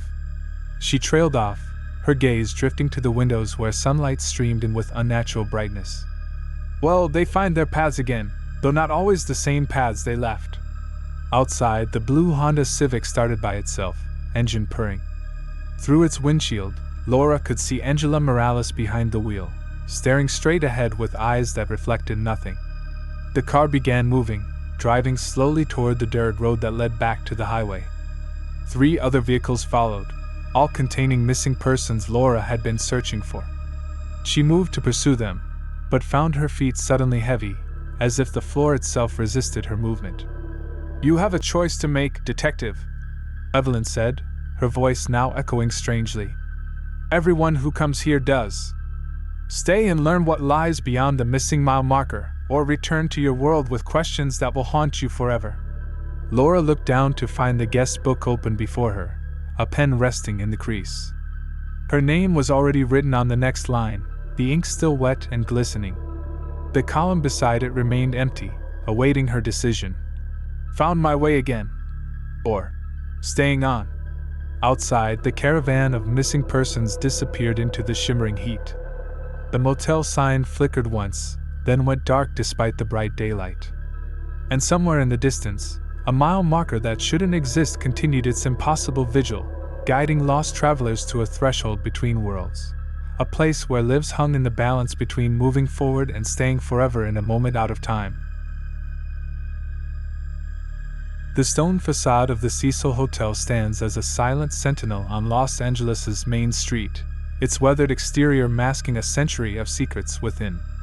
Built in 1924 during the city's boom years, the Cecil was once a jewel of downtown's landscape. 14 stories of marble, crystal, and promise rising from the California soil. Its grand lobby welcomed businessmen, tourists, and those seeking their fortune in the City of Angels. Yet the Cecil's luminous beginning would soon be overshadowed by a darkness that seemed to seep from its very foundation, transforming this architectural masterpiece into something unrecognizable, something that locals would eventually cross the street to avoid. By the 1940s, the hotel's neighborhood had transformed. The Great Depression had relegated the once thriving district to Skid Row, and the Cecil's gleaming corridors dimmed with each passing year. The first recorded suicide came in 1931, a guest who had lost everything in the market crash. Then came another, and another. Like drops of ink in clear water, these deaths spread their darkness through the hotel's reputation. The Cecil began its slow metamorphosis from luxury accommodation to long-term residential hotel, its rooms becoming home to those living on society's margins. The 1950s and 60s brought more tragedy. A young woman threw herself from a 9th-floor window, landing on a pedestrian who was walking by, killing them both. A mother dropped her newborn from a window. The hotel's corridors echoed with desperate acts. Yet perhaps most chilling was what occurred in 1964, when Goldie Osgood, a retired telephone operator and long-term resident, was found raped, stabbed, and strangled in her room. Her killer was never caught, becoming merely another shadow in the Cecil's growing collection of unsolved mysteries. As Los Angeles entered the 1980s, the Cecil's reputation had solidified into something unmistakably sinister. The surrounding streets teemed with drug dealers, sex workers, and those whom society had forgotten.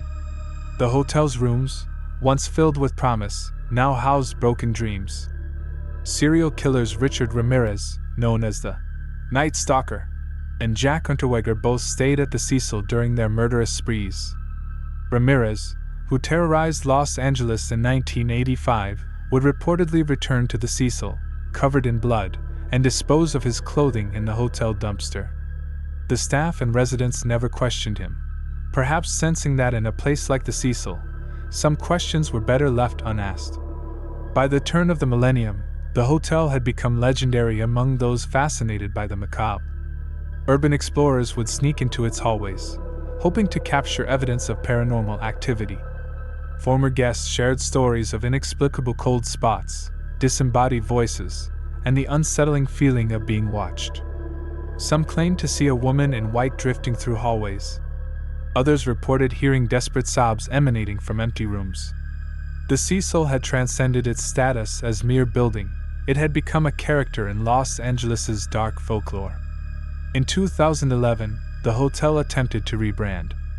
A portion was renovated and renamed Stay on Main, catering to budget travelers and backpackers seeking an affordable downtown location. The owners hoped distance from the Cecil name might allow escape from its haunted legacy. But the past refused to release its grip. What no one could have anticipated was that the Cecil's darkest chapter was yet to be written, a mystery so bizarre it would capture international attention and cement the hotel's reputation as a place where nightmare and reality blur beyond recognition. The security camera footage has been viewed millions of times. 21-year-old Canadian student Elisa Lam enters the Cecil Hotel elevator on January 31, 2013. She presses multiple buttons. The doors don't close. She peers into a hallway, stepping in and out of the elevator with increasingly erratic movements. She gestures as if speaking to someone unseen. Her hands move in strange patterns. She appears frightened, then playful, then concerned. The elevator finally closes without her. 21 days later, after guests complained about the water pressure and unusual taste, maintenance workers found her body floating in the hotel's rooftop water tank.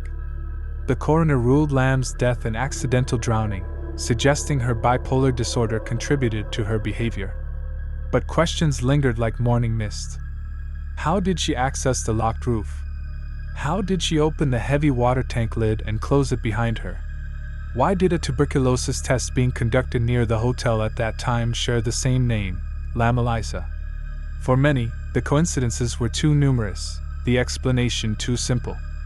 The Cecil, it seemed, had claimed another soul in circumstances that defied conventional understanding.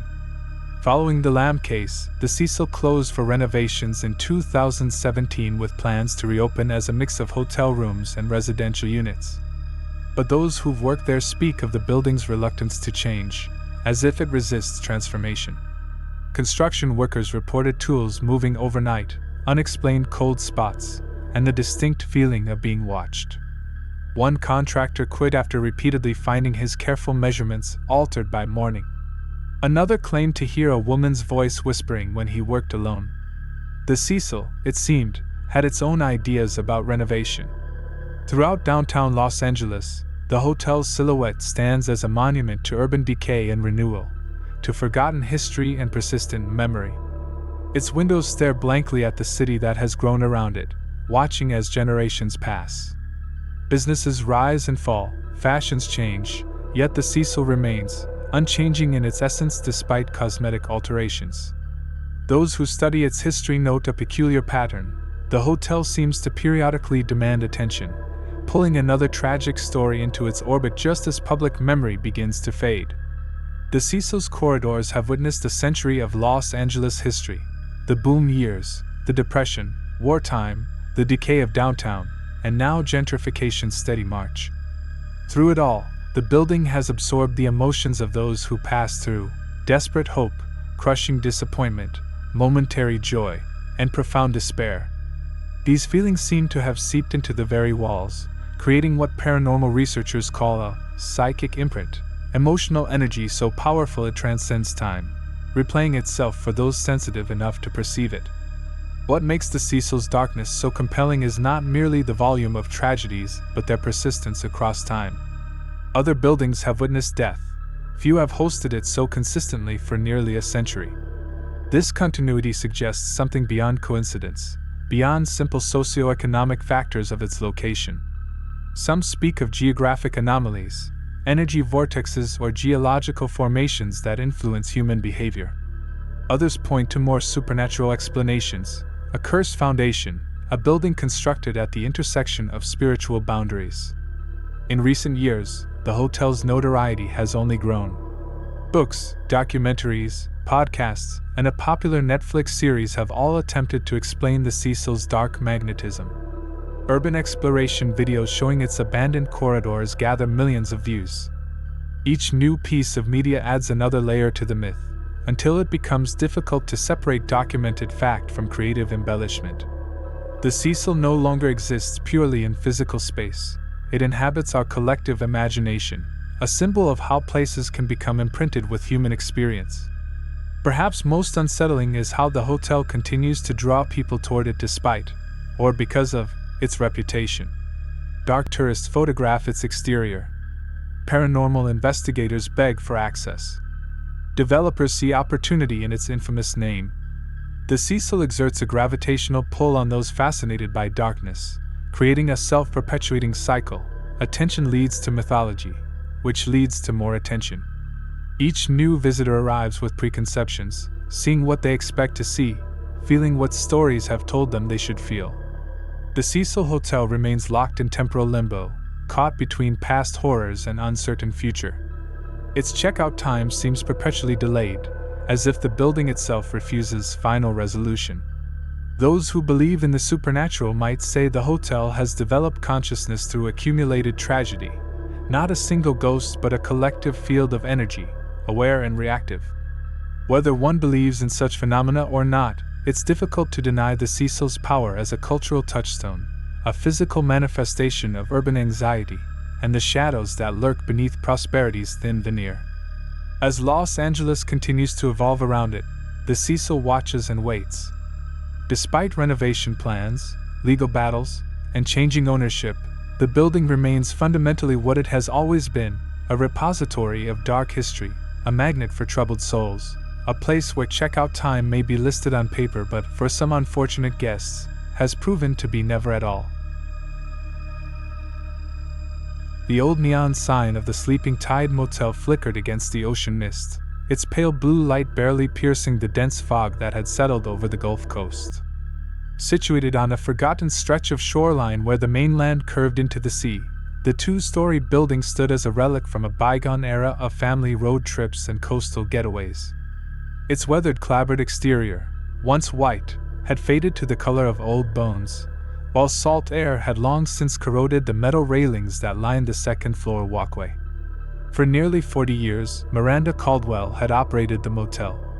Her small office behind the check-in desk was cluttered with decades of paperwork and beach treasures. polished stones and unusual shells offered by grateful guests. Age had bent her spine like a question mark, but her eyes remained sharp as a gull's. She'd weathered hurricanes, economic downturns, and personal tragedy, becoming as much a fixture of the coastline as the lighthouse 3 miles north. The troubles began on a Tuesday in October, when the autumnal equinox tides pushed higher than usual against the shore. Miranda woke before dawn to the sound of dripping. Not the familiar leak in the utility closet, but something rhythmic and deliberate, like footsteps made of water. When she opened her door, a trail of wet footprints led from the beach, across the parking lot, straight to room 12, and disappeared beneath the door. "Skinny dippers," she muttered, yanking her robe tighter. But when she checked the registry, room 12 was empty. Had been for 3 days. The door was locked from the inside, the key missing from its hook in the office. Outside, the tide was drawing back from the shore, leaving a lace of foam like a whispered promise. When Miranda finally managed to enter room 12 using her master key, the space was bone dry. No footprints. No standing water. Not even the faint scent of brine that permeated everything else this close to the ocean.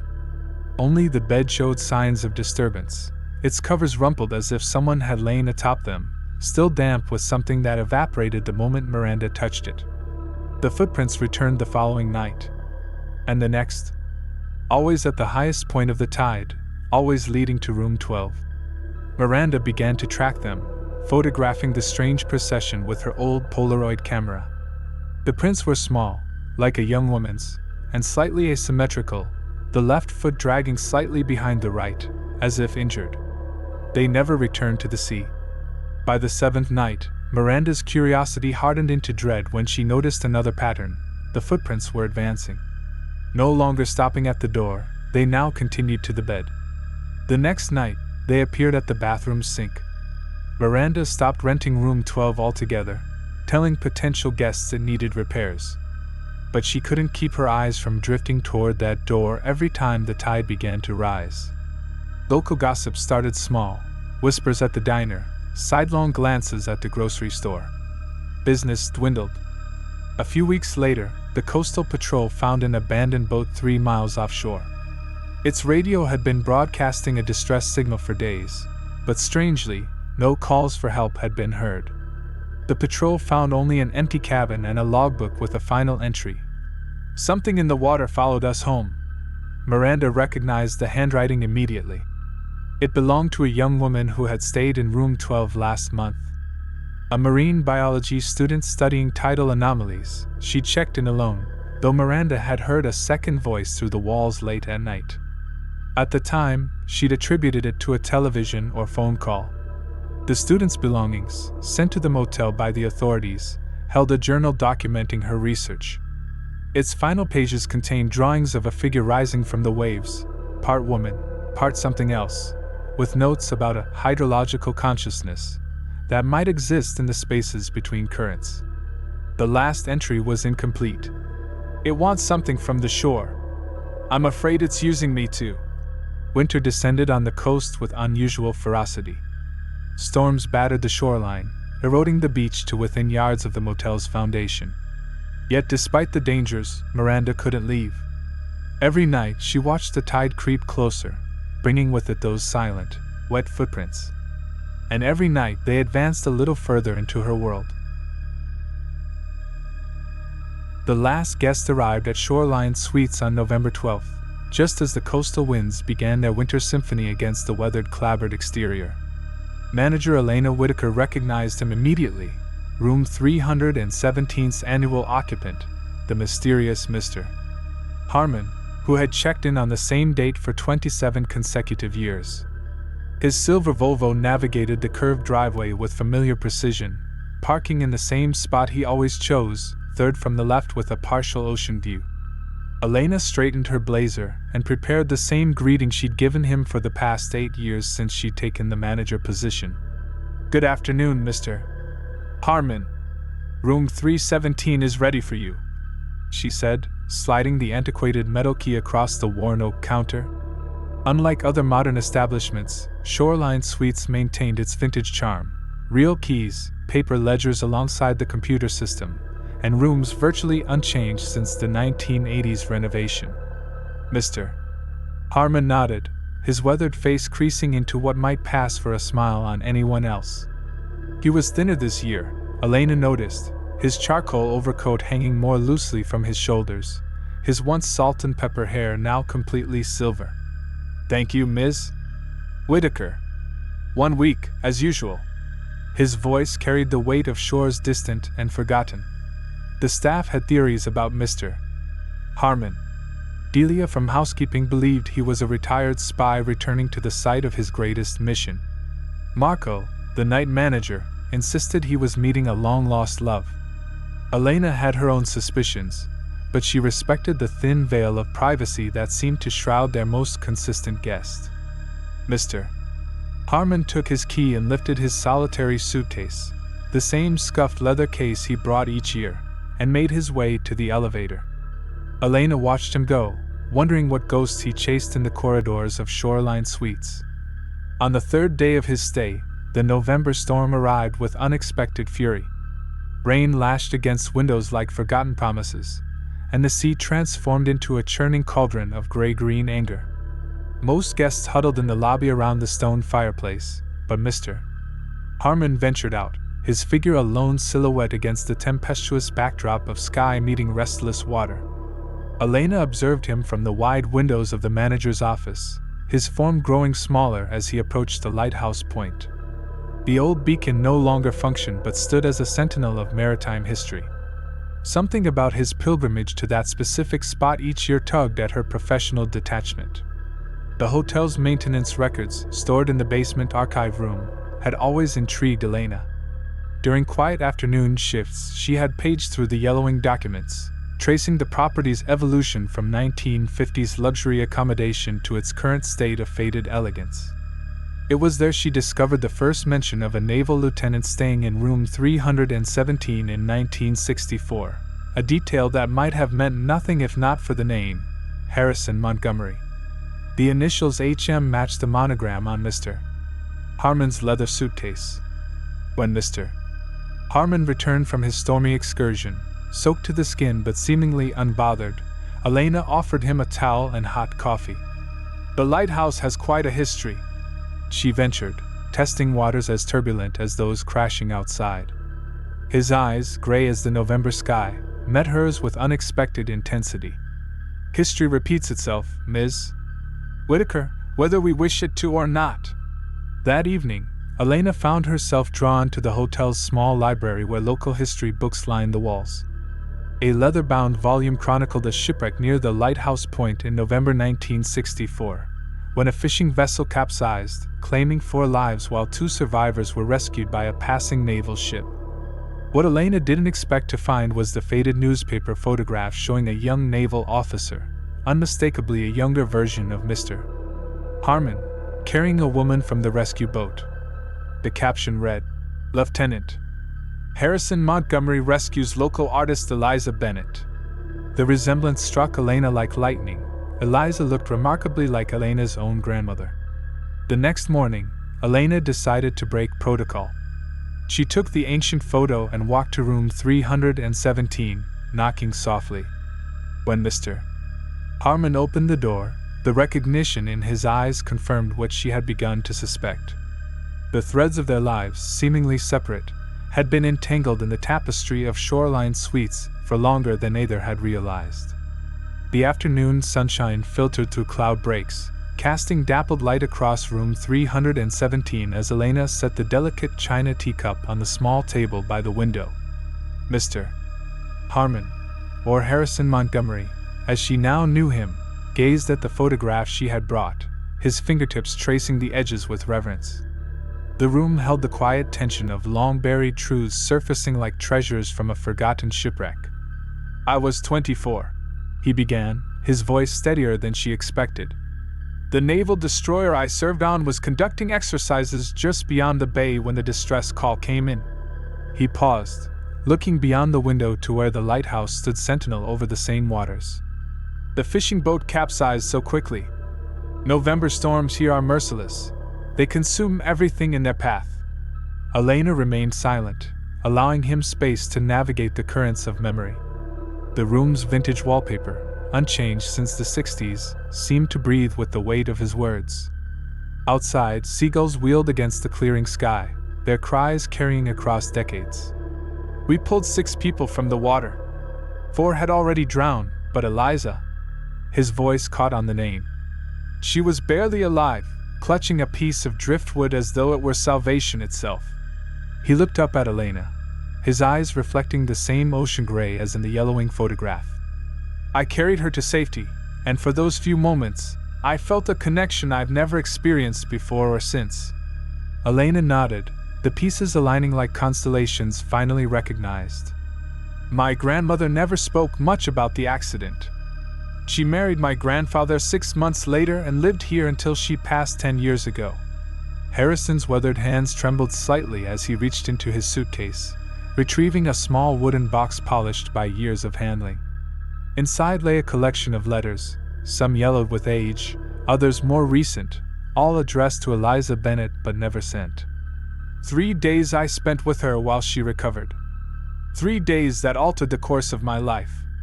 The revelation hung in the air between them, neither heavy nor light, but present as the salt in the sea breeze.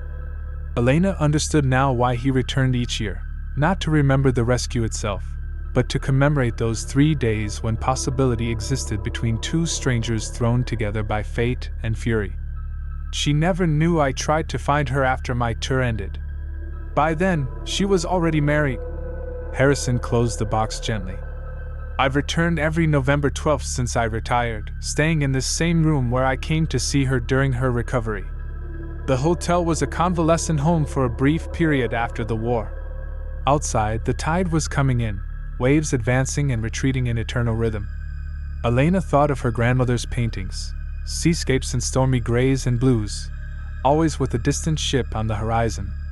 The brush strokes suddenly carried new meaning, like whispered secrets, finally deciphered.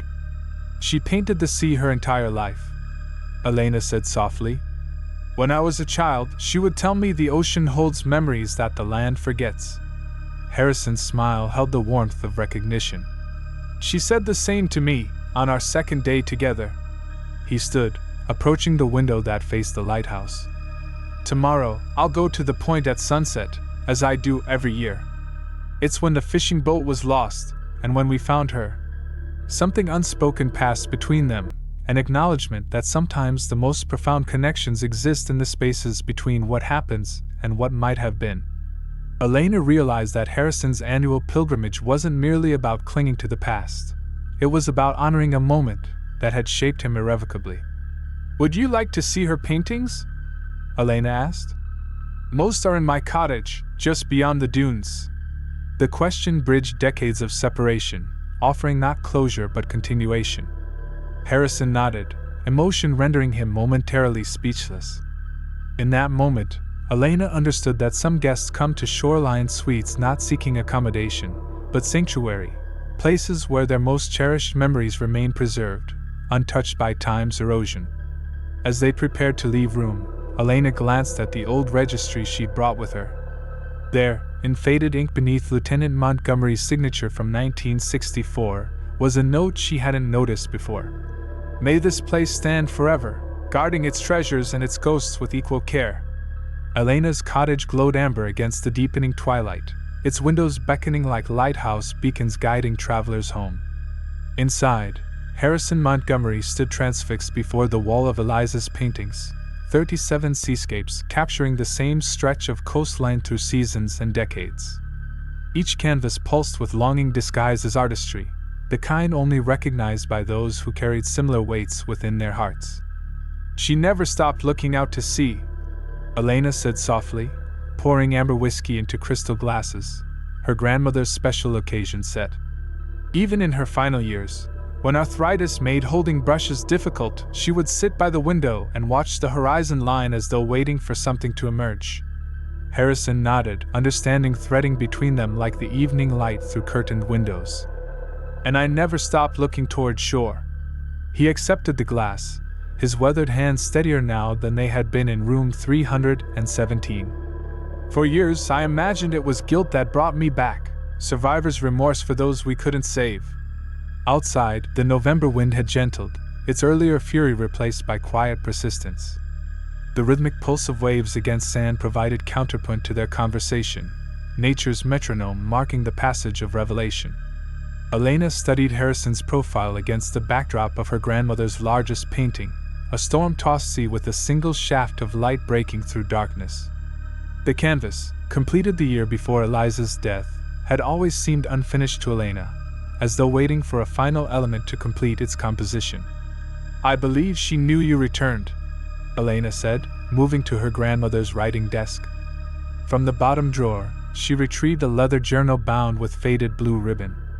"After she passed, I found this among her things." She hesitated before opening it. "I've never shown this to anyone, not even my mother." Harrison set down his glass, accepting the journal with appropriate reverence. As he turned the pages, his breath caught. There, rendered in precise detail, was a series of sketches: the lighthouse, shoreline suites, and a man standing at the point, his back to the viewer, gazing out to sea. Each drawing was dated November 12th, spanning decades. The final page held a single line of text: "Some rescues take a lifetime to complete." The room seemed to hold its breath as Harrison closed the journal. When he looked up, his eyes shimmered with unshed emotion. "She knew. She watched for you," Elena confirmed. "Every year, from this window, with her sketching pencils ready." She gestured toward the bay window overlooking the lighthouse point. "She never approached you, but she witnessed your return." Something shifted in the atmosphere, not resolution exactly, but recognition.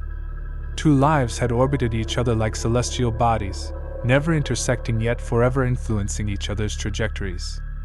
Harrison's annual pilgrimage and Eliza's silent vigils formed a dance of devotion that transcended conventional connection.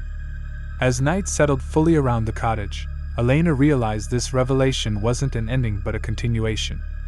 Tomorrow, Harrison would stand at the lighthouse point at sunset, as he always did. But this time, his solitary ritual carried new meaning, acknowledgement that his presence had never gone unnoticed or unreciprocated. "Would you like to take one of her paintings?" Elena asked. "The one with the breaking light has always seemed to be waiting for its proper home." Harrison moved toward the canvas, studying it with new understanding. "Not take," he said quietly. "But perhaps I could visit it, when I return next November." There it was, the promise of continuation, of tradition maintained but transformed. Elena nodded, recognizing that Shoreline Suites had never merely been a hotel to either Harrison or her grandmother. It was a sanctuary where parallel lives could exist in proximity without disrupting the paths they had chosen. As they walked back toward the hotel under a sky now scattered with stars, Elena understood that some guests returned not because of what happened within those walls, but because of what those walls witnessed. Moments when lives touch briefly yet profoundly, creating ripples that extend far beyond their initial point of contact. The lighthouse beams swept across the darkness, a rhythmic reminder that guidance comes in many forms. For 27 years, Harrison Montgomery had returned to honor a connection formed in crisis. For just as long, Eliza had acknowledged his devotion from a distance, preserving their brief intersection as something sacred rather than something lost. Tomorrow, Harrison would complete his annual ritual. But next November 12th, when he returned to room 317, the ghost he chased would no longer be a mystery.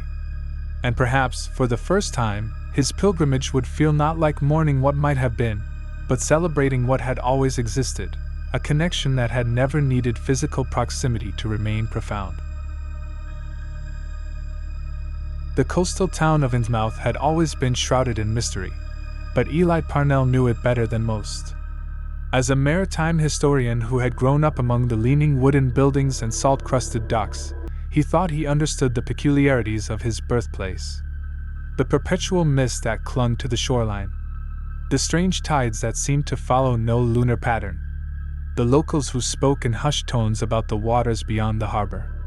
Yet nothing had prepared him for what he would discover at the Foghorn Motel, a decrepit 3-story structure perched on the jagged cliffs overlooking the churning Atlantic. It began on a Tuesday in late October when Eli received a package at his university office. Inside was a weather journal bound in cracked leather, its pages yellowed and fragile as moth wings.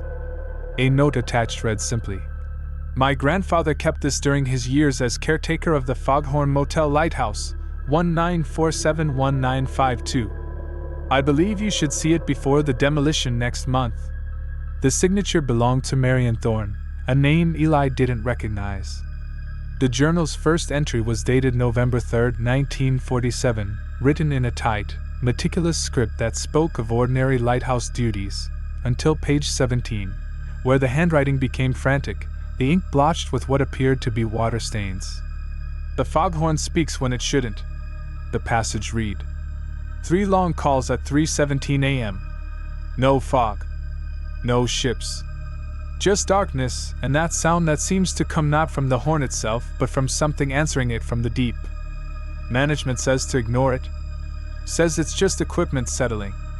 But I've worked lighthouses from Maine to Florida. Metal doesn't call out like a living thing searching for its mate. Eli found himself transfixed, reading entry after entry as autumn light faded from his office window. Harold Thorne, the journal's author, documented increasingly disturbing occurrences. Hotel guests reporting knocking from inside their walls that synchronized with distant foghorn blasts. Tide pools near the motel filling with strangely luminescent water that receded unnaturally fast. The discovery of artifacts on the shore, ancient-looking figurines carved from bone, depicting creatures that were neither fish nor human, but a grotesque melding of both. What struck Eli most was Harold's description of the foghorn's sound gradually changing over his 5 years of service. "It no longer warns ships away," Harold wrote in his final entry. "It calls to something. Something that answers back with a vibration that makes the lighthouse windows weep salt water from the inside." The journal ended abruptly, with no explanation for why Harold had left his post. Only a hastily scrawled warning. "The distance between what we know of the sea and what lies beneath it is measured not in fathoms but in our willingness to acknowledge the ancient truths. The horn must be silenced before they return." A quick search revealed that the Foghorn Motel still existed, though it had been closed for decades. More intriguing was the demolition notice posted in the local paper. The property would be razed in 3 weeks to make way for a luxury resort development. Whatever secrets the motel held would soon be buried under concrete and commercial ambition. Eli closed the journal, his mind racing like waves against the shore. The historian in him recognized the academic value of investigating this further. But something deeper, something primal that recognized the tone of genuine fear in Harold Thorne's writings, whispered caution. Still, he found himself reaching for his phone, searching for Marion Thorne's contact information. As the line connected and began to ring, Eli gazed out at the darkening sky, where thick fog was rolling in from the sea, unusually early for the season. And though he knew it was impossible from this distance, he could have sworn he heard a foghorn's mournful call, rising and falling like the breath of something vast and patient, waiting beneath the waves. The road to the Foghorn Motel curved dangerously along the coastline, each bend revealing the increasingly dilapidated state of the once grand establishment. Eli's vintage Volvo struggled against the wind that pushed sideways across the cliffs with unnatural persistence. Marion Thorne sat in the passenger seat, her silver hair pulled back in a severe bun, hands folded protectively over her grandfather's journal in her lap. She had been reluctant to meet at first, but something in Eli's academic interest had persuaded her. "No one ever believed him," she'd said on the phone. "Not even my grandmother. But I did." As they approached, the motel revealed itself fully, a Victorian-era building with a lighthouse tower integrated into its northern wing. The structure seemed to lean slightly toward the sea, as if yearning to join it. Most windows were boarded up, except for a few on the upper floors that stared out like vacant eyes. Even from 100 yards away, decay hung about the place like a shroud. "I haven't been back since I was 12, Marion said, her voice barely audible over the wind. "Grandfather would bring me here after he was fired. We'd sit on the cliffs and watch. He was waiting for something, I think. Some kind of proof." "Fired? The journal makes it sound like he left voluntarily." Marian's laugh was brittle as salt-crusted glass. That's what the owners told everyone. Truth is, they thought he was damaging their reputation. A lighthouse keeper raving about voices in the fog doesn't exactly attract the wealthy clientele they were after. They parked in the crumbling lot, where faded lines still marked spaces for guests who had long since departed. A chain-link fence surrounded the property, decorated with demolition notices and "No trespassing" signs that flapped like trapped seabirds in the wind. Marian produced a key from her coat pocket. "The caretaker was a friend of my father's. He left this under the mat at my house last week. Said he couldn't bear to watch what was coming." The rusted gate swung open with a groan that seemed to echo off the cliff face.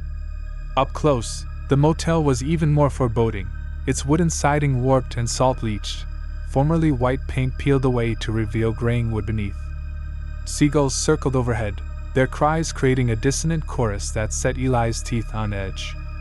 Inside, the lobby was a time capsule of mid-century coastal hospitality frozen in slow decay. A grand reception desk curved along one wall, its surface thick with dust except for strange circular patterns, as if someone had been tracing designs with their fingers. Behind it hung a large tide chart, permanently set to October 17, 1952, the day Harold Thorne made his final journal entry.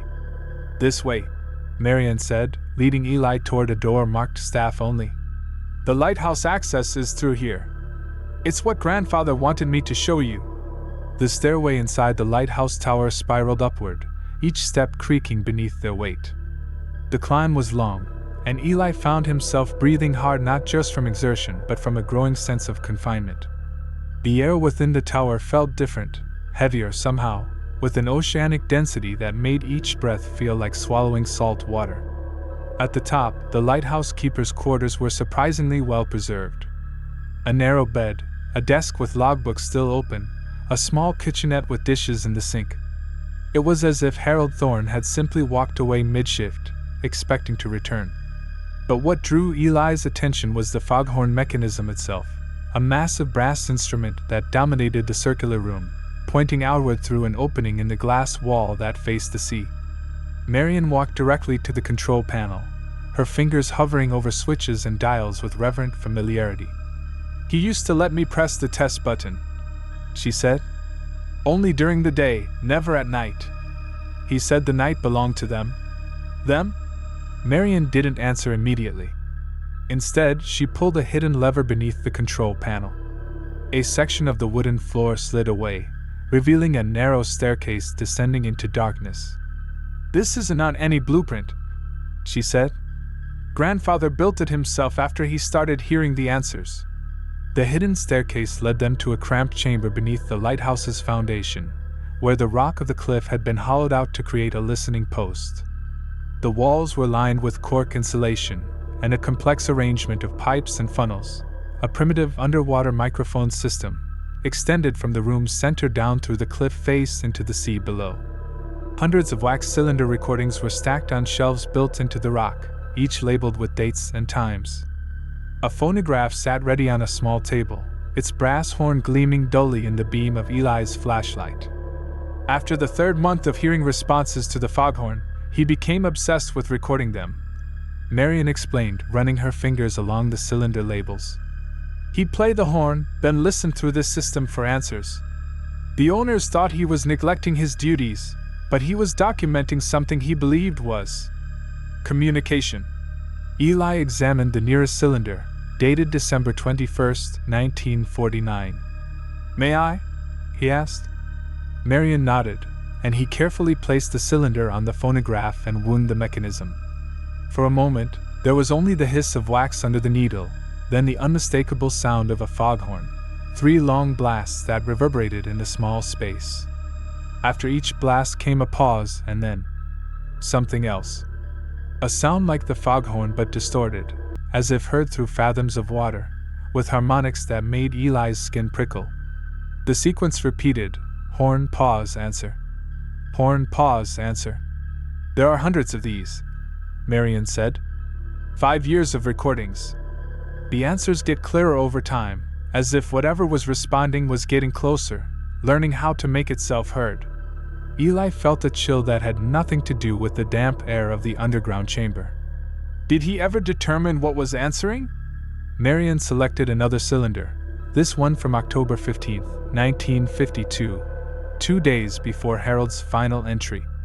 Listen to this one, she said softly.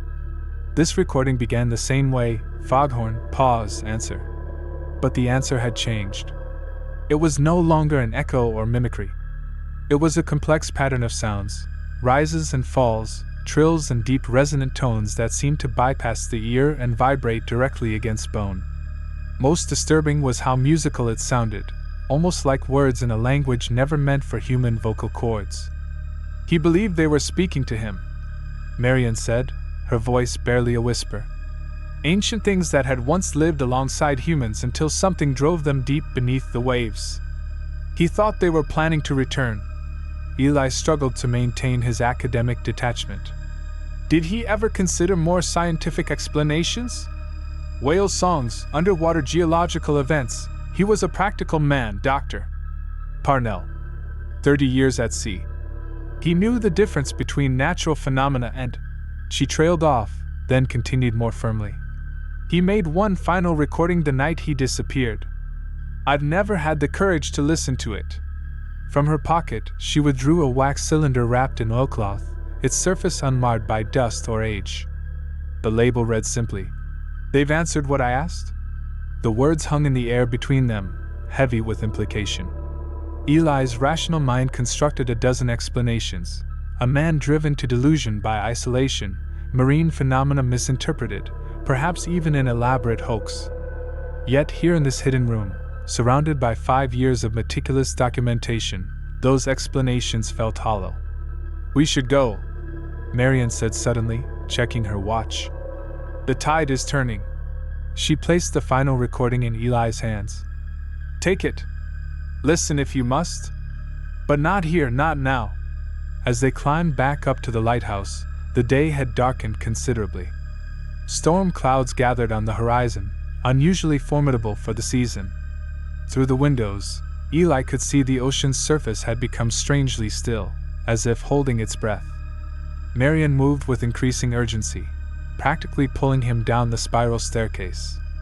At the motel entrance, she paused. "My grandfather wasn't afraid of much, Dr. Parnell. But the night he disappeared, he called my grandmother. He told her to take me inland, as far from the coast as possible."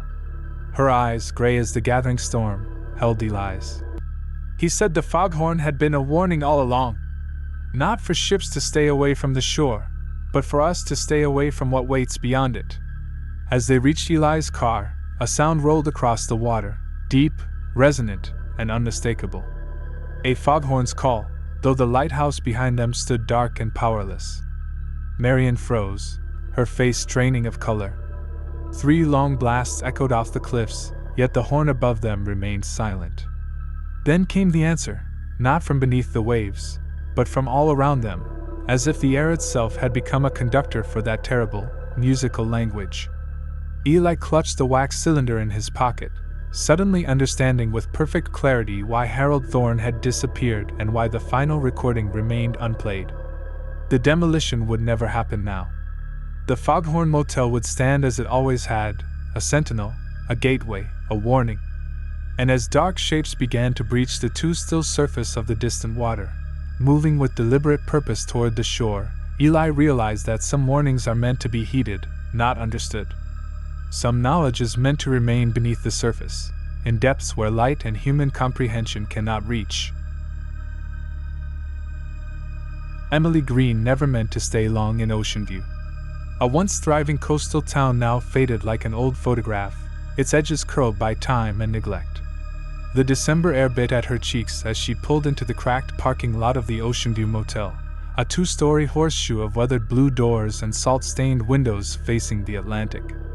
Her rental car's headlights illuminated the Vacancy sign, its neon glow trembling in the darkness like a nervous heartbeat.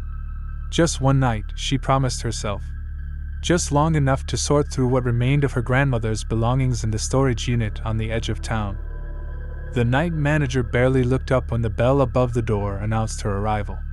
His face, half hidden behind an outdated computer monitor, carried the pallor of someone who had spent too many years watching others come and go. "Last room," he muttered, sliding a key across the counter. "Room 217. The plastic tag was worn smooth at the edges, as if it had passed through countless hands before reaching hers. Emily wondered briefly about those travelers, their destinations, their stories, before dismissing the thought. Her own story was complicated enough. "The heater sticks sometimes," the manager added, his voice like gravel.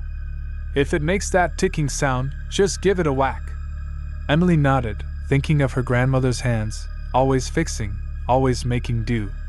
That stubborn resilience hadn't saved her in the end, though. Cancer had claimed her 3 months ago, quick and merciless. Emily had been too busy with her Silicon Valley coding job to visit before the end, a regret that now sat in her chest like a stone. The room smelled of artificial lemon and something older beneath, something the cleaning products couldn't quite mask. Emily set her overnight bag on the faded floral bedspread and moved to the window. Beyond the thin curtains, the ocean stretched black and vast, its rhythmic pounding against the shore both soothing and somehow threatening. She pressed her forehead against the cool glass, feeling suddenly very alone. But something caught her eye, a flicker of light from the beach. Someone was out there in the darkness, a small flame dancing in the distance. Emily's curiosity pulled her outside before she could reconsider. The wooden boardwalk creaked beneath her feet as she made her way toward the solitary light. The beach was different than she remembered from childhood summers, narrower, the dunes eroded by storms and rising tides. Climate change was slowly erasing Oceanview as surely as time was erasing her memories of her grandmother. The flame belonged to a lantern held by an old man sitting on a piece of driftwood. His face was deeply lined, like the map of a coastline redrawn by centuries of tides. He didn't seem surprised to see her. "You're in 217, he said. It wasn't a question. Emily felt a chill that had nothing to do with the December air. The man smiled gently at her discomfort. "Small town," he explained. "News travels. That room, it has a history." He introduced himself as Thomas, a lifelong resident who had once worked as the Oceanview's maintenance man. "Your grandmother stayed there too, you know. Back in '62. Emily stared at him, disbelieving. Her grandmother had never mentioned living in Oceanview, only visiting occasionally. The man's eyes reflected the lantern light, twin flames dancing. "Some rooms hold on to people," he continued, his voice almost lost in the sound of the waves. "And sometimes people hold on to rooms." Before Emily could question him further, the wind gusted sharply, extinguishing the lantern. When Thomas relit it moments later, his expression had changed, becoming more guarded. "You should go through her things tomorrow," he said. "Some stories need to be finished." With that cryptic statement, he stood and began walking away down the beach, the lantern light growing smaller until it was indistinguishable from the stars scattered across the horizon. Back in room 217, Emily couldn't sleep. The heater ticked erratically, a mechanical heart with an arrhythmia. She gave it the prescribed whack, but the sound continued, almost like Morse code, a message she couldn't decipher. Lying in the dark, she felt the weight of unspoken histories pressing down on her. What had Thomas meant about her grandmother staying here? About stories needing to be finished? The questions circled her mind like hungry gulls until exhaustion finally pulled her under. Morning arrived with disorienting brightness. Emily blinked awake to find the sun streaming through the gap in the curtains, illuminating dust motes that danced in the air like miniature galaxies. For a moment, she didn't know where she was. The unfamiliar ceiling, the sound of waves. Then memory reassembled itself. Oceanview. Her grandmother. The storage unit waiting across town. The motel office was deserted when Emily stopped by on her way out. A different desk clerk, a young woman with bright hair and tired eyes, informed her that no one named Thomas had worked at the Oceanview in years. "You must mean old Tom Harker," she said, tilting her head. "But he passed away last winter. Bad heart." She glanced at Emily's key. "Oh, you're in 217? That was his favorite." Always said it had the best view of the lighthouse. Emily's hands went cold. She hadn't told the woman about meeting Thomas on the beach, and there was no lighthouse visible from her room or anywhere in Oceanview that she could recall. The clerk, noticing her expression, leaned forward. "Hey, you okay? You look like you've seen a ghost."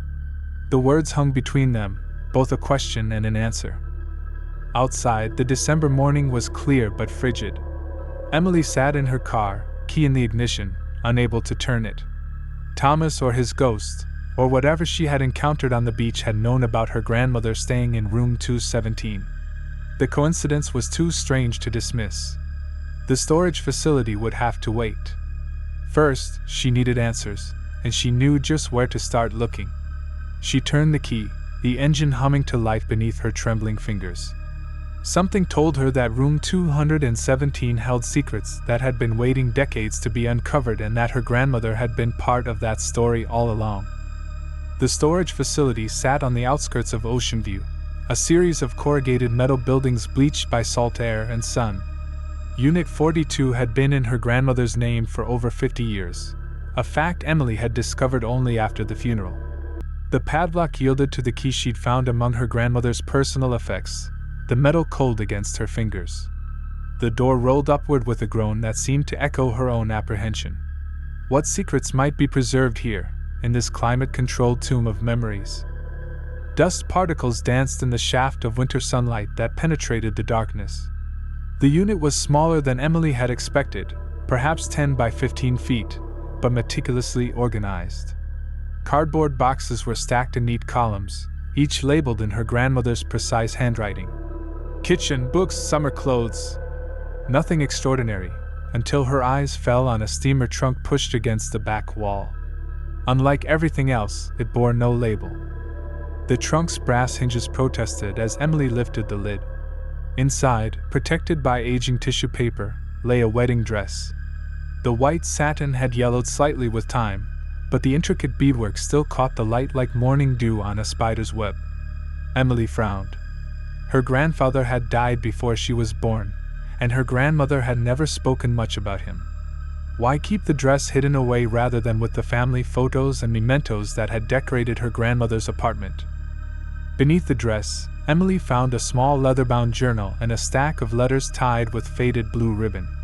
The postmark on the top envelope read, Oceanview, 1962, the same year Thomas had mentioned. Her hands trembling slightly, Emily opened the journal to its first page.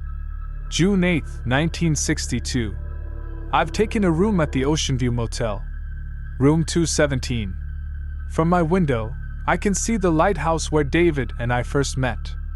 I don't know if I'm being brave or foolish coming back here. Emily's breath caught. There hadn't been a lighthouse in Oceanview during her lifetime, but apparently, there had been one in 1962. And her grandmother had stayed in the very room where Emily had spent the night. The coincidence felt too profound to be chance, as if some invisible hand had been guiding her steps since she arrived. The journal entries told a story Emily had never heard. Her grandmother, Eleanor, 22 and engaged to a man named Richard Parker, not Emily's grandfather, had come to Oceanview to work as a summer assistant to the lighthouse keeper. There she had met David Harker, the keeper's son. The entries documented their growing relationship, filled with descriptions of walks along the shore, late-night conversations about books and dreams, and an increasingly undeniable attraction. August 15, 1962. David says we could leave together. Start fresh somewhere new. Richard would never forgive me, but when I'm with David, those concerns seem to belong to another world entirely. The lighthouse beam sweeps across my window each night, like a question I can't answer. Emily closed the journal, her mind reeling. David Harker. Could he be related to Thomas, the old man she'd met on the beach? And what had happened between her grandmother and this lighthouse keeper's son? She turned to the letters, untying the ribbon with care. The first was dated October 3, 1962, written in a strong, masculine hand. My dearest Eleanor, it began. It's been 3 weeks since you left, and still I find myself walking to the post office each day, hoping for word from you. The lighthouse seems emptier now, its light colder. I understand your choice, family obligations, your promise to Richard, but I cannot help believing that what we found together was rare and true. The room at the Oceanview where we last met remains as you left it. Mrs. Collins says no one has stayed there since. Perhaps it's waiting, as I am. The letter was signed simply, "Forever yours, David." Emily read through the remaining letters, her heart aching for this young man writing with increasing desperation to a woman who never replied. The final letter, dated December 24, 1962, was different, shorter, the handwriting less steady. "Eleanor, I won't write again after this. The lighthouse is being decommissioned next month. Progress, they call it, though it feels like an ending. I've taken a position at the Oceanview as maintenance manager. I know it's foolish to stay, but I can't bear to leave this place where I knew you. Room 217 remains vacant more often than not. Sometimes I sit there, watching the waves and remembering. They're tearing down the lighthouse in January. When it's gone, perhaps I'll finally be able to let you go as well. I hope you found happiness with Richard. I hope your life became everything you wanted. David." Emily wiped away tears as she carefully returned the letters to their envelopes. Her grandmother had married Richard Parker in January 1963. Emily's mother had been born later that year. There had never been any mention of a David Harker or a summer romance at a lighthouse. Eleanor Parker had been known to everyone as a devoted wife, mother, and eventually grandmother, practical, loving, and seemingly content with the life she had chosen. But what if she hadn't been? What if, beneath that carefully constructed facade, there had been regret? Emily thought of Thomas on the beach, his cryptic words. "Some stories need to be finished." Was that why her grandmother had kept this storage unit all these years, preserving the evidence of a road not taken? And was Thomas somehow connected to David Harker, the lovesick lighthouse keeper's son? As Emily packed the journal and letters into her bag, a small envelope fell from between the pages. Inside was a key, old-fashioned, made of tarnished brass, with a tag that read simply, 217. Emily stared at it, a cold certainty settling over her. This wasn't the plastic key card she had been given at the motel's front desk. This was something older, something that belonged to a different Oceanview, a different room 217. Outside, the winter sun was already beginning its early descent toward the horizon. Emily locked the storage unit and hurried to her car. She needed to return to the Oceanview before nightfall. Whatever connection existed between her grandmother, David Harker, and room 217, she sensed that tonight, perhaps only tonight, she might discover the truth. The brass key felt heavy in her pocket, a weight not entirely physical, as if it carried the burden of a story that had remained unfinished for far too long. As twilight gathered over Oceanview, Emily sat on her room's narrow bed, the brass key cold in her palm. The journal lay open beside her, its pages filled with her grandmother's elegant script, a young woman's hopes and heartbreaks preserved like pressed flowers. Something Thomas had said kept returning to her. Some rooms hold on to people. What if that were literally true? What if room 217 somehow retained echoes of the past, of Eleanor and David's last meeting in 1962? The heater in the corner began its strange ticking again, but this time Emily didn't try to silence it. Instead, she listened more carefully. The rhythm wasn't random, it pulsed with a pattern that reminded her of Morse code. Her grandfather had taught her the basics when she was young. Concentrating, she decoded the sounds. She came back. A chill raced along Emily's spine. The words seemed to hang in the air like breath on a cold morning. Outside, darkness had fully claimed the beach, but when she moved to the window, she saw it again, the distant flicker of Thomas's lantern, beckoning. She grabbed her coat and the brass key, drawn outside by an instinct she couldn't name. The night air struck her face like cold water as she followed the boardwalk toward the beach. Thomas sat in the same spot as before, the lantern casting his face in ghostly relief. When he saw her approach, he smiled. "You found it," he said, nodding at the key in her hand. "I wondered if you would." "Who are you?" Emily asked, her voice barely audible above the waves. What connection do you have to David Harker?" The old man's eyes reflected the lantern flame, twin points of light in the darkness. "David was my father," he said simply. "He never left Oceanview, even after they tore down the lighthouse. Kept that maintenance job at the motel until his heart gave out in '89. He never married. Said his heart was already taken." Emily sank onto the driftwood beside him, her legs suddenly weak. "My grandmother," she whispered. "Eleanor Parker. She was the woman in the journal." Thomas nodded. "I found her letters after my father died. I knew the story. He told it to me when I was old enough to understand. How he met a summer girl who was engaged to another man. How they fell in love over 3 perfect months. How she left to fulfill her obligation, but promised to return." His weathered face softened with something like compassion. "She never did, though. At least, not while he was alive."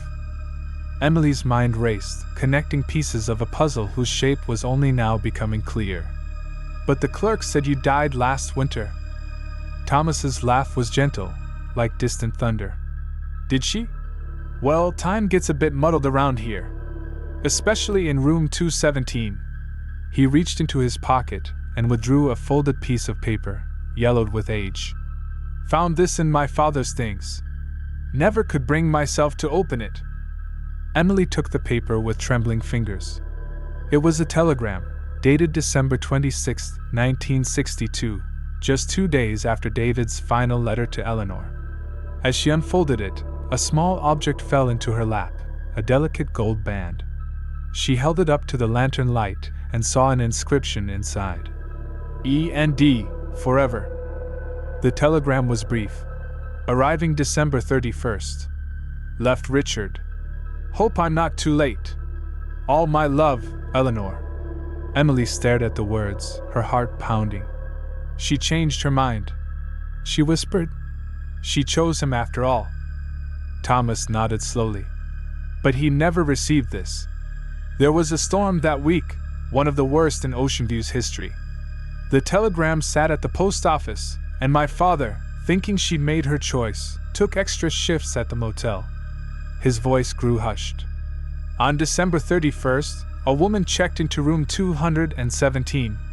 During the night, the storm surge breached the seawall. She was the only casualty." The realization hit Emily like a physical blow. They never identified her? The motel records were destroyed in the flooding. And in those days, a single woman traveling alone. Thomas shrugged, his shoulders heavy with the weight of decades-old tragedy. "My father never knew she tried to come back to him. Never knew how close they came to their happy ending." Emily clutched the wedding ring, tears blurring her vision. Her grandmother hadn't married Richard Parker in January 1963. She had died in room 217 during a winter storm, reaching for a future that drowned alongside her.